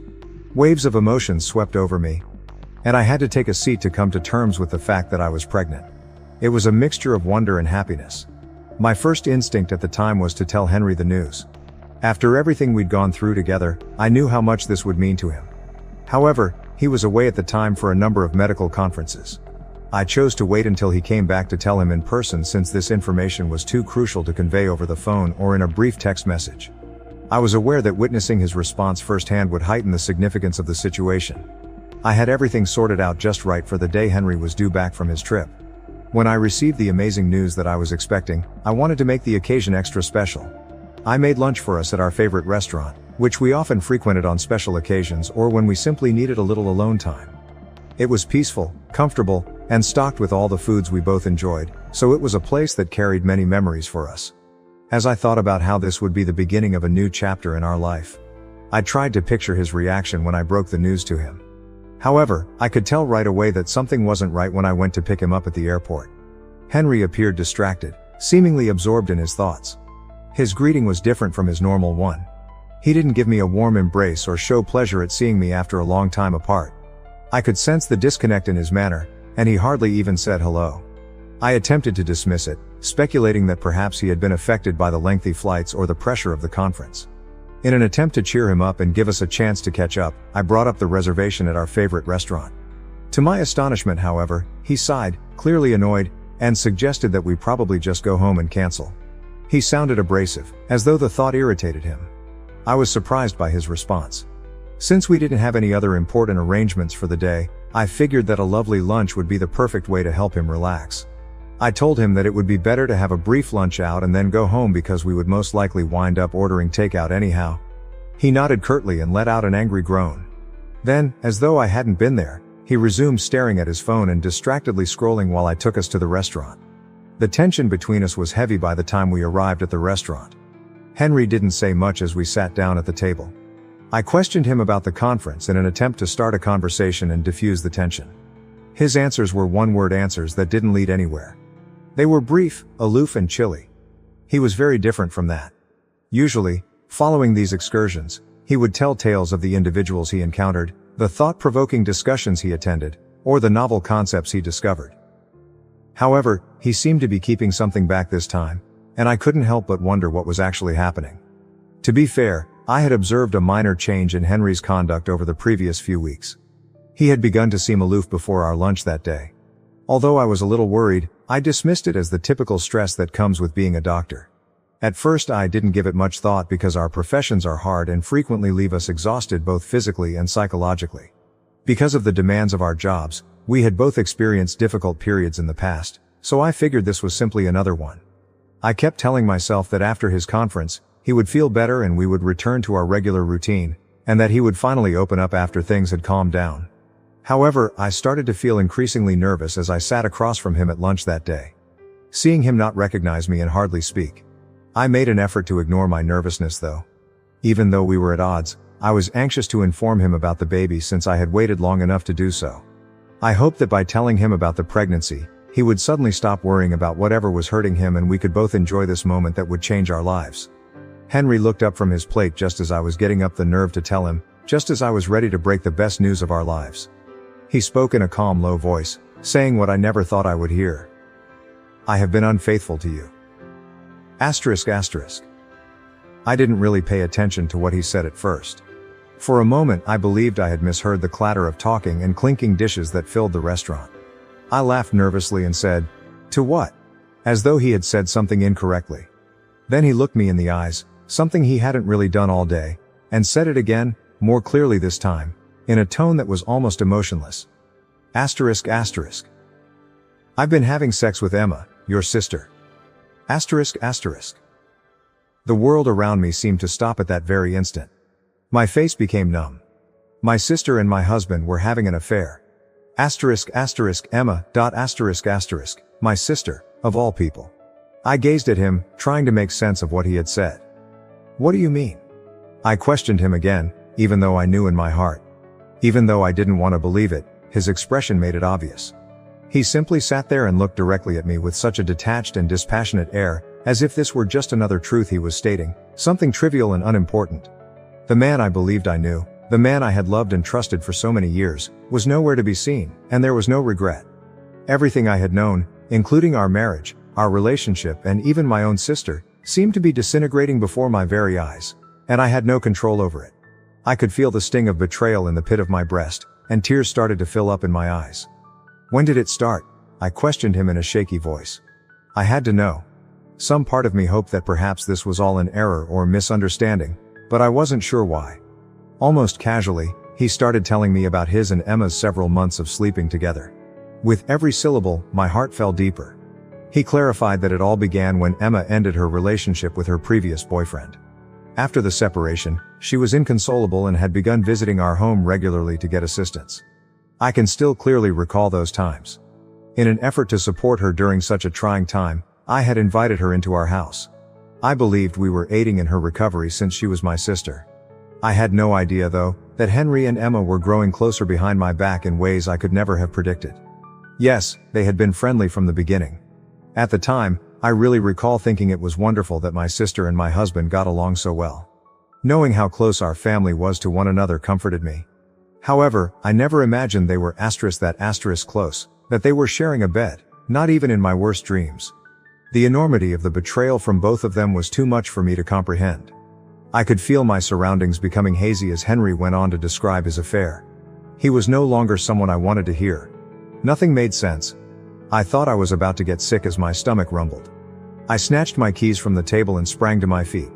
The fact that we were in the center of a packed restaurant didn't bother me. The possibility that people were observing didn't bother me. I simply needed to leave. As I hurried to the exit to locate my car, Henry began calling after me. I didn't see my phone buzzing till I was in the car and heading home. Of course it was Henry. He contacted me again, reprimanding me for leaving him at the restaurant and for overreacting in front of everyone, rather than offering an apology. I yelled into the phone for him to leave me alone and take an Uber. As I drove home, my heart broken and my mind racing, I could hardly see the road through my tears. I shut myself in our bedroom as soon as I arrived home. I started crying hysterically at that point because the truth of what had just transpired hit me hard. I was unable to comprehend it. My own sister and my spouse, the man I loved. How could they have betrayed me in this manner? I sobbed till my body was totally worn out and I had no more tears to shed. Henry must have returned to the house at some time. His voice was muffled by the wood when I heard him knock on the bedroom door.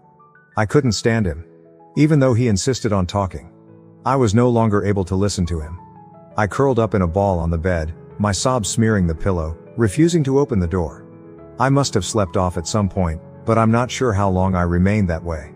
It was already midnight when I awoke. Henry had ceased hammering, and the house was oddly quiet. I was so hungry that I made the decision to go downstairs and buy some food. Henry was dozing off on the couch when I arrived in the living room, and his phone was on the table beside him. My blood boiled when I saw him sleeping there, appearing so content. After what he had just told me, how could he sleep so soundly? After standing there for a while, fuming with rage and shock, I turned to look at his phone. This was something I had never done in our whole marriage. However, I unlocked Henry's phone for the first time that evening. He was so certain that I wouldn't ever suspect him that he hadn't even bothered to change his passcode, which he had always used. He was so confident that I would always trust him. How foolish I had been. How could I have failed to notice what was going on right in front of me? My heart pounded as my sister and I went through his messages, dreading what we may discover but still having to know the whole truth. And there it was. They had exchanged several offensive pictures, each more agonizing to view than the one before. Pictures of my own sister and my husband smiling, making jokes, and organizing their covert meetings.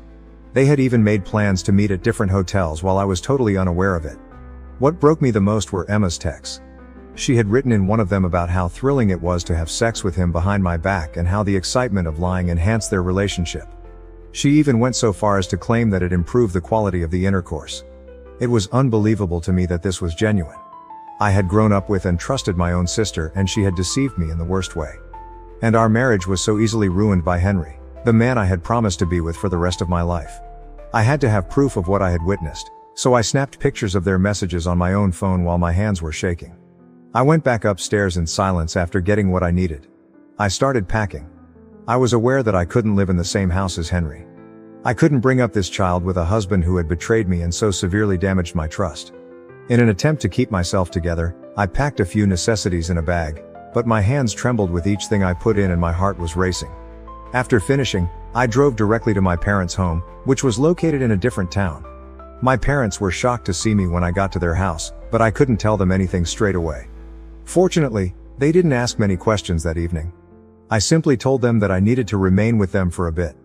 I've been residing with my parents ever since that evening. Yes, I am in the process of ending my relationship with Henry. After all of this, I haven't spent any time in getting a divorce. After being betrayed, there is no turning back. After learning of everything, My parents are also incensed and have cut Emma off entirely. She is no longer welcome in our family, and they are ashamed of what she did. Emma has repeatedly called me to express her regret, saying that it was all a big mistake. However, I'm not sure if I'll ever be able to forgive her. Ironically, Henry's family has been incredibly supportive, especially given that their own kid is to blame for this problem. They made it apparent that they were extremely disappointed in him as soon as they learned of his adultery. They have made a strong stand and disapprove of what he has done. He has been informed that they will not allow my sister into their family. They haven't tried to hide their distaste. It's as if they now recognize Henry for who he really is. Update: since many of you have been inquiring about the nature of my connection with Emma and the reasons behind my sister's actions against me, let me clarify a few things. What can I say? Throughout our childhood, we had what I believe to be a typical sibling connection. Our parents loved us both equally, and none of us was the golden child of the family. There were never any serious arguments or jealousies between us. This stings even more because I have always loved my sister no matter what. I honestly worried about her when she went through her breakup 6 months ago. I am not blind to the irony that Emma's ex was discovered cheating on her with a coworker. I wanted to be there for her as her big sister because she was in complete despair. To help her recover and get back on her feet, I proposed that she remain with us for a bit. Remembering how she would confide in me about her trust concerns following her breakup is what's really getting to me right now. While she was sleeping with my husband, she would sob on my shoulder and tell me that she could never contemplate doing to someone what her ex had done to her. There are simply no adequate words to describe the degree of manipulation. Emotionally, the pregnancy has been challenging. I am reminded to share these events with my husband whenever I have a doctor's appointment or develop a new ailment. I'm dealing with this alone instead. Well, not totally alone. My parents have been amazing, and a few of my hospital co-workers have really come through for me. The impact this has had on our work lives is unexpected. Fortunately, Henry and I work in different departments at the same hospital. News of what transpired spread really quickly, and although most individuals have been professional, it's obvious whose side they support. Emma's response to everything has been especially startling. She appears to be very shocked that our parents have interrupted her. She continues to send them lengthy emails in which she emphasizes the importance of family unity and how she is still their daughter. After she made the terrible decision to betray her own sister, Mom eventually lost it and responded to Emma, telling her that yes, family should be together, which is precisely why they are supporting me. I appreciate how supportive Henry's family has been. In particular, his mother has been amazing. She has made it plain that I will always be a member of their family, regardless of what happens with Henry, and she calls me frequently to see how I and the baby are doing. She told me that she is really ashamed of her son's behavior and that she taught him better than this. Concentrating on my child is what's enabling me to proceed. Every time I see them on an ultrasound or feel them move, it serves as a reminder that even the most dire circumstances can yield something lovely.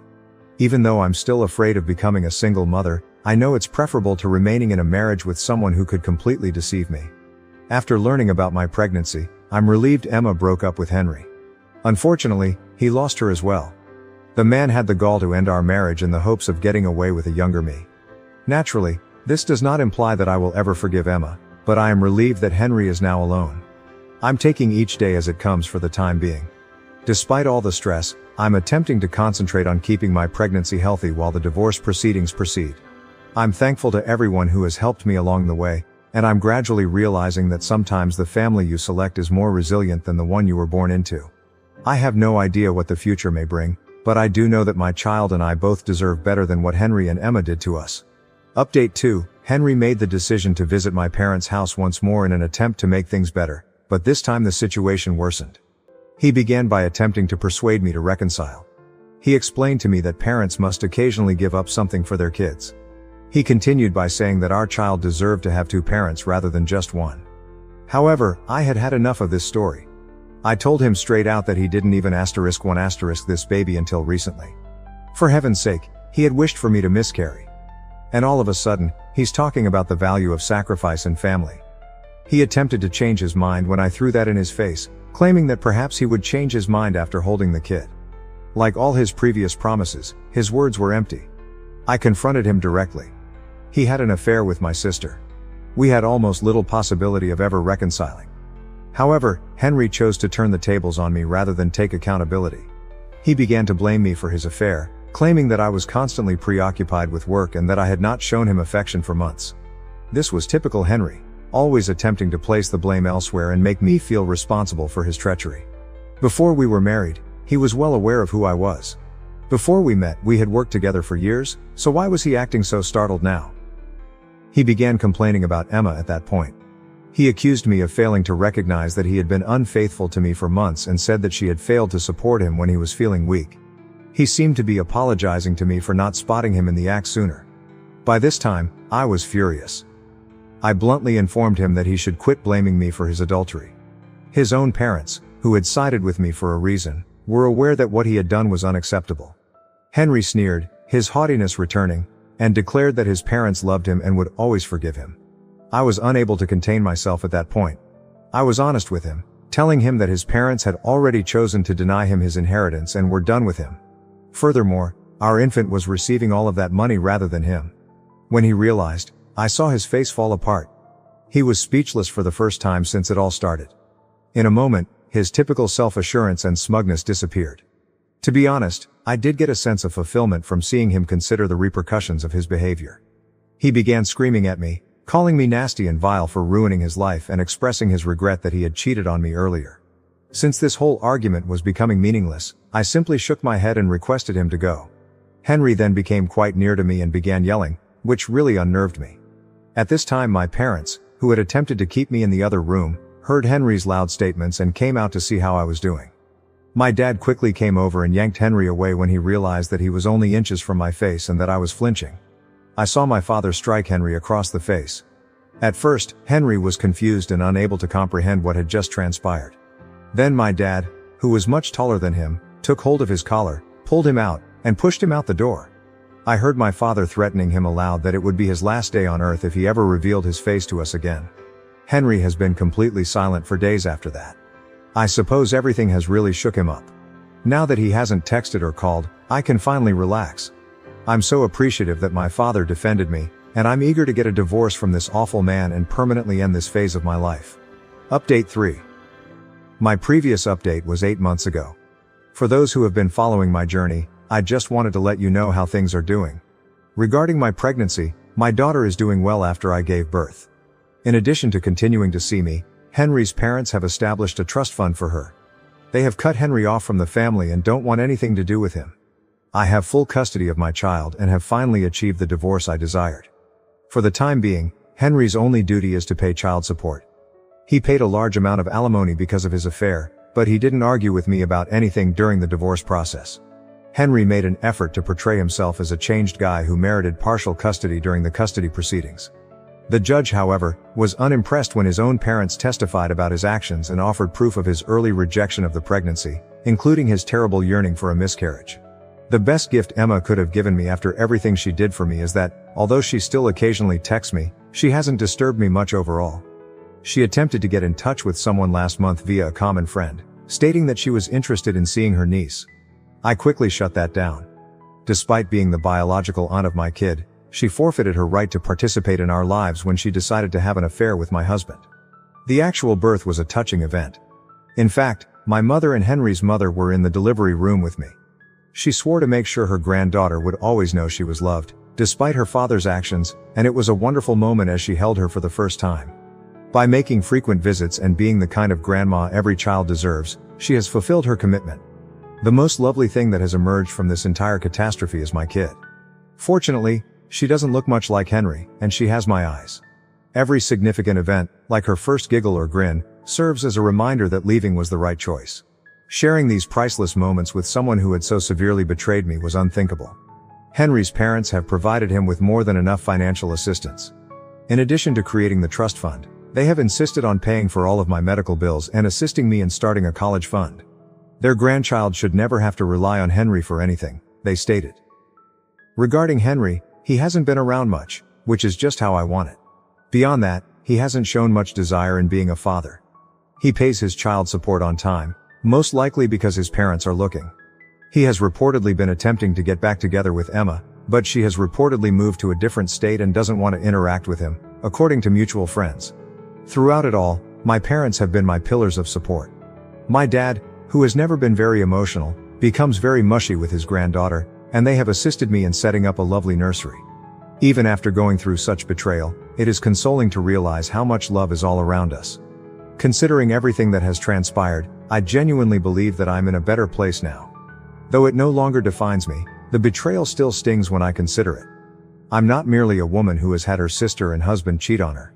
In addition to being a mother and a successful doctor, I reconstructed my life according to my own standards. I'm concentrating on my daughter's development and our new life together for the time being. Although it's not the life I had in mind, it's better than I could have ever dreamed of when I was attempting to work things out with Henry.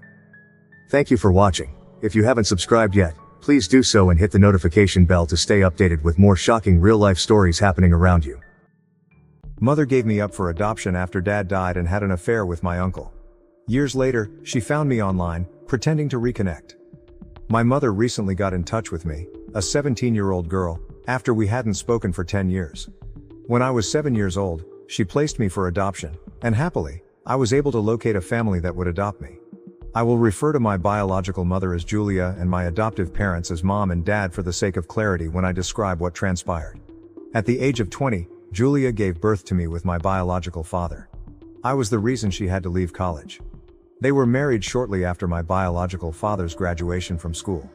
He was diagnosed with leukemia when I was about 3 years old, and he died not long after my 7th birthday. Since my mother gave me away and I moved in with my new family just one day after my dad's death, I suppose the process of relinquishing custody had already begun long before his death. Even though 10 years have gone by since then, I can still recall everything as clearly as if it were yesterday. I was really angry and perplexed by what was happening. Many people assured me that I would be alright, that my father was in a better place, and so on, but all I wanted was to check on him. Even though he had been quite ill, he was always available when I wanted to visit him. But after Dad died, I was not even permitted to bid him farewell. When my new family arrived the day after my dad's death, I had hardly had time to register and process these things. According to my mother, these individuals would look after me for a few days, but those days quickly grew into weeks, months, and years. I continued to wait for my mom to get in touch with me. At first, I recall crying a lot about this because I felt like my mother and my family had deserted me. My biological grandparents visited me a few weeks after my parents took me in, and they have remained in contact with me ever since. I was too young to hear the truth at the time. However, they were no longer able to avoid my questions when I was about 14. Since I was well aware that I was adopted, I simply wanted to know what had occurred with my birth mother. I clearly recall getting along with my birth parents when I was younger, so I was just curious as to why all of this had occurred. Eventually, I learned the truth from my parents and grandparents. It seems that my mother was distraught to learn that my biological father had leukemia. However, she began an affair with my uncle rather than supporting him. Even while that was terrible in and of itself, no one was aware of it until 6 months before my dad's passing. At that point, my uncle's health had begun to deteriorate significantly, and Julia knew she wanted to be with him as soon as my father was gone, so they decided there was no use in continuing to hide their romance. My uncle and Julia discussed it with their parents. Despite their clear revulsion at what was happening, my grandparents remained silent about it out of concern for my ailing father.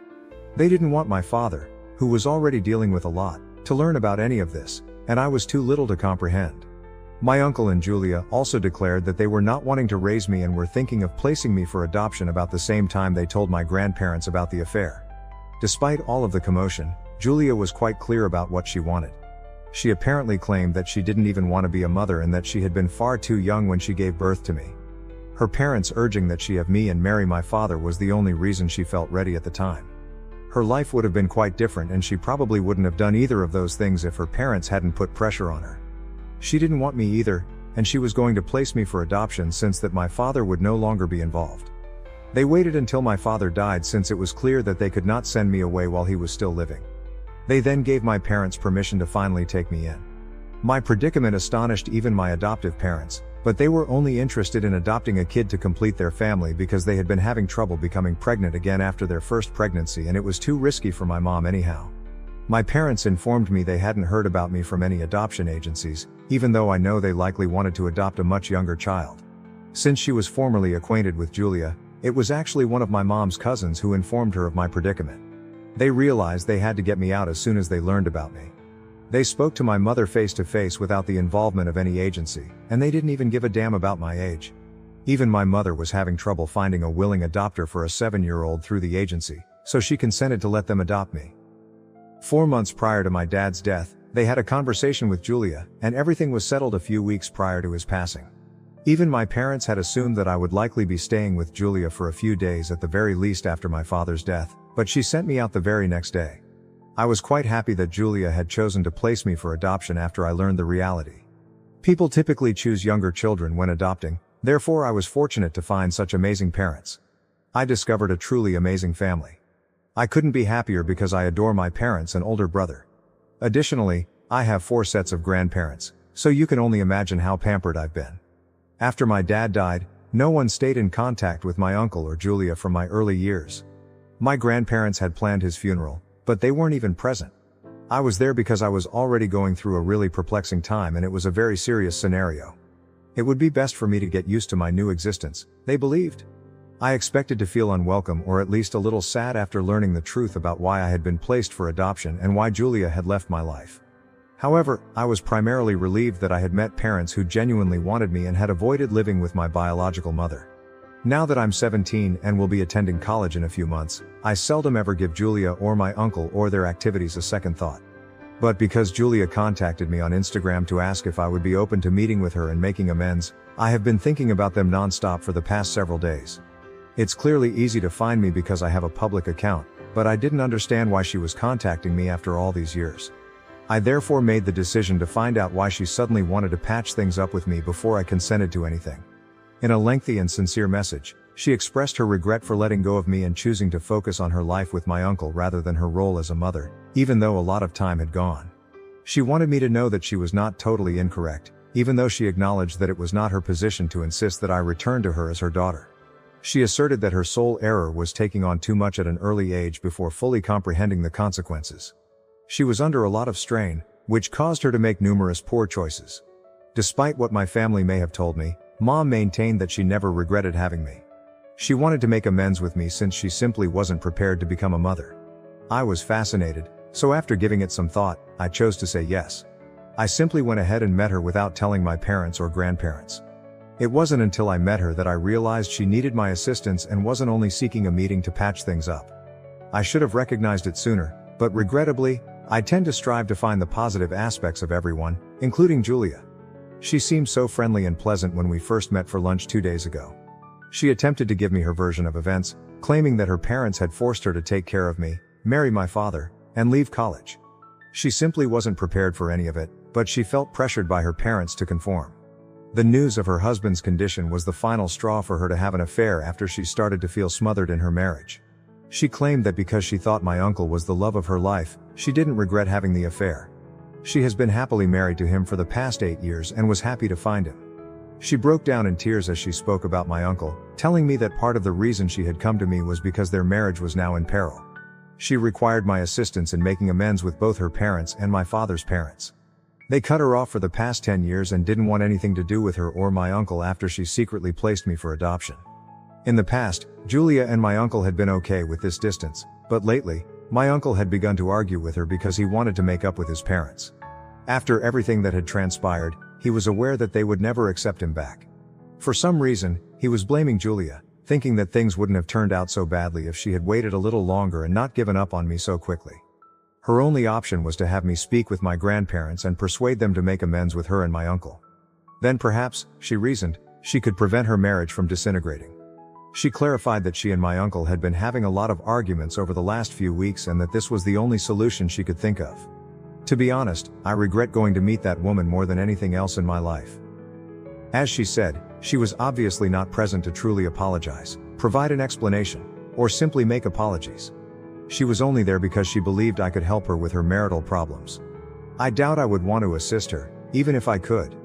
Given how self-centered she has been, she doesn't deserve my assistance. I listened to her and informed her that I couldn't be moved by her crocodile tears. As I was about to go, she added that I would have had a greater understanding of her predicament if I had been in her shoes. She said she did her best to be a good mother to me, but she felt compelled to become a mother before she was ready. I was no different from the others if I was unable to recognize that because I had been brainwashed by my family. I was pretty irritated by that. Even though she had only been my mother for 6 or 7 years, she had all the support in the world. I was certain that my grandparents had not advised her to leave college. It was her own decision. My mother had decided to have me, they had often informed me. They had simply told her to have me and see where it went, without pressing. She took their counsel as coercion, and if I had to choose who I would trust, I would choose my grandparents. I advised her to find another place to sell her baloney. I didn't believe it. I also informed her that I didn't trust a word she said. She cheapened her apologies by attempting to persuade me to restore her relationship without attempting to mend it herself, even though I had been prepared to offer her an opportunity to be truthful and make amends. I told her that since we weren't dating, I wasn't required to help her in any way. I may have been born to her, but my mother, not her, reared me. After that, I left the restaurant and returned home. I discovered she had texted me after I came home. She was crying in the voice note. The background sounds indicated that she was still in the restaurant. I felt a little bad about that because it takes a lot of heartbreak to cry that much in public. She was crying and claiming that it was terrible of me to declare that we had no relationship in the voice message. She said that I was her biological mother and that she would always be my biological mother. Despite everything, Mom still thought of me as her daughter. However, I'm not sure what to say to her. I simply no longer think of her as my mother, and I don't want to feel guilty about it. For the last 10 years, she has not been my mother. She was crying on the phone, and that makes me feel messy and conflicted. However, I still can't bring myself to block her. She is a human person who shared a bond with me, even though I don't consider her to be my mother. Edit, Hello. I haven't told my family about meeting Julia, even though I believed it was obvious in my post. I didn't notify them in advance since I don't think they would support my choice. I intended to make this choice on my own for the time being, but I know I owe it to them and I will tell them. They all despise her, and with good reason, so I knew that if I informed them, they wouldn't have allowed me to meet her. I'm positive of that. I suppose the only reason I went to see her in the first place was to get closure. I had no idea what to anticipate. I wanted to speak with her one final time, and I knew she would apologize.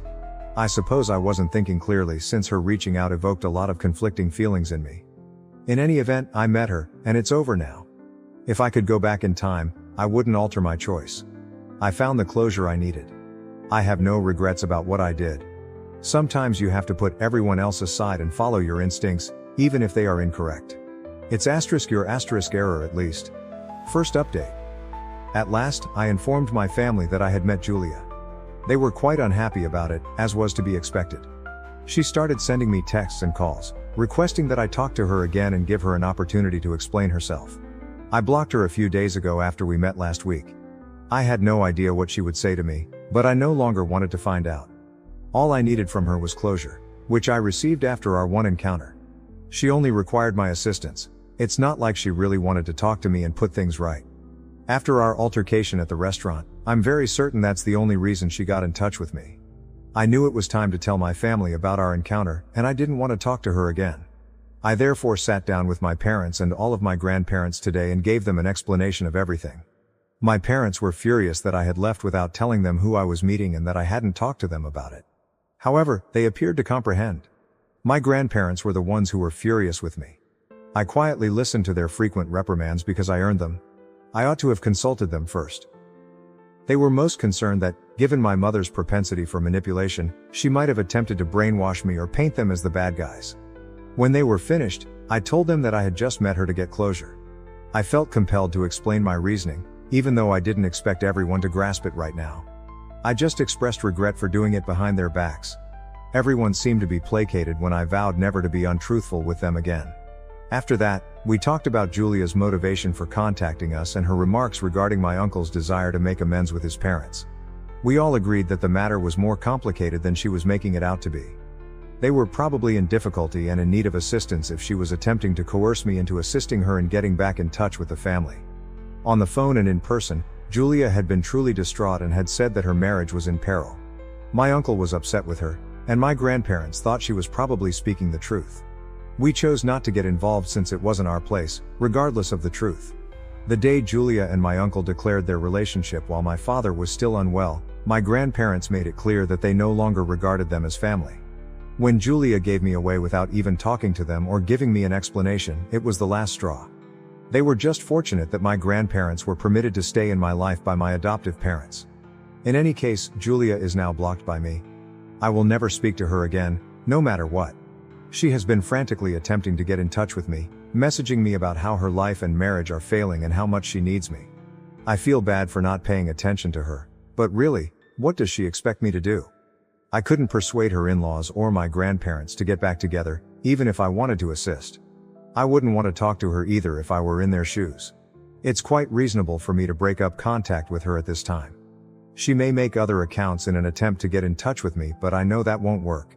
I'll let her know I'm not interested if she makes another attempt. I will report her if she continues to annoy me.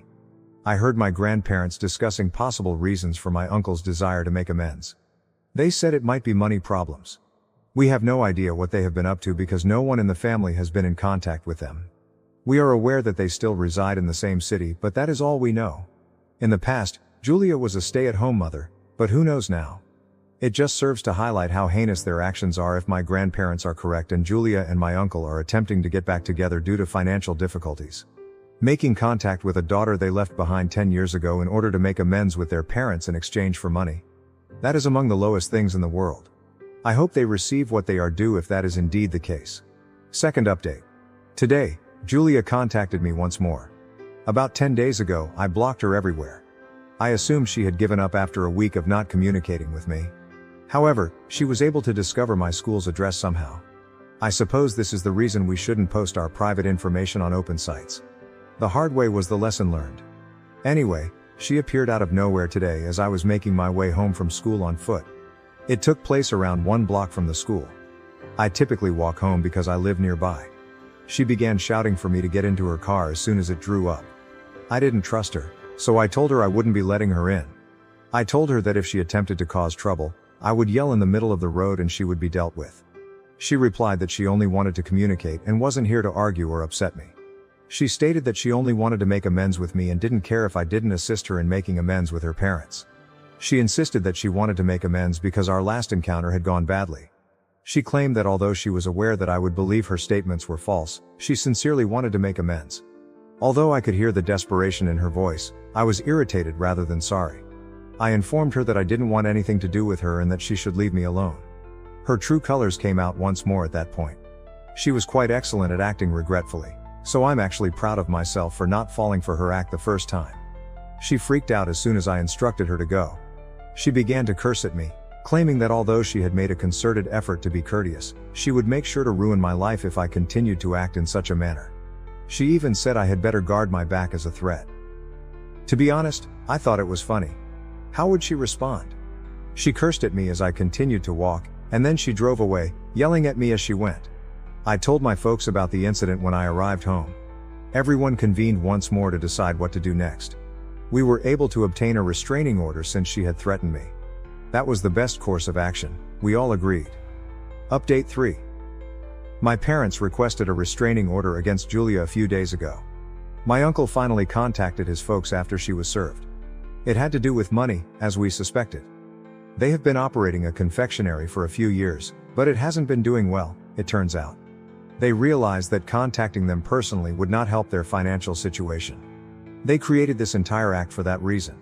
Sadly for them, Julia blew it after losing patience. Now I would be the happiest person alive if they got divorced over this. As their only son, my uncle is attempting to appease his parents by saying he had nothing to do with Julia's actions and is entitled to financial support. Julia, however, has adopted a hostile stance. She has been disparaging us online without considering the repercussions. All that does is strengthen our argument. She is obviously unstable, therefore we are certain that we will obtain the restraining order. She made it plain the other day that she doesn't want anything to do with me, so I'm not really sure why she's resisting it. Since I'm heading off to college in the autumn, it doesn't really matter. She's struggling financially, so I doubt she'll be there. I'm not worried because my parents and family will always be there for me. Thank you for watching. If you haven't subscribed yet, please do so and hit the notification bell to stay updated with more shocking real-life stories happening around you.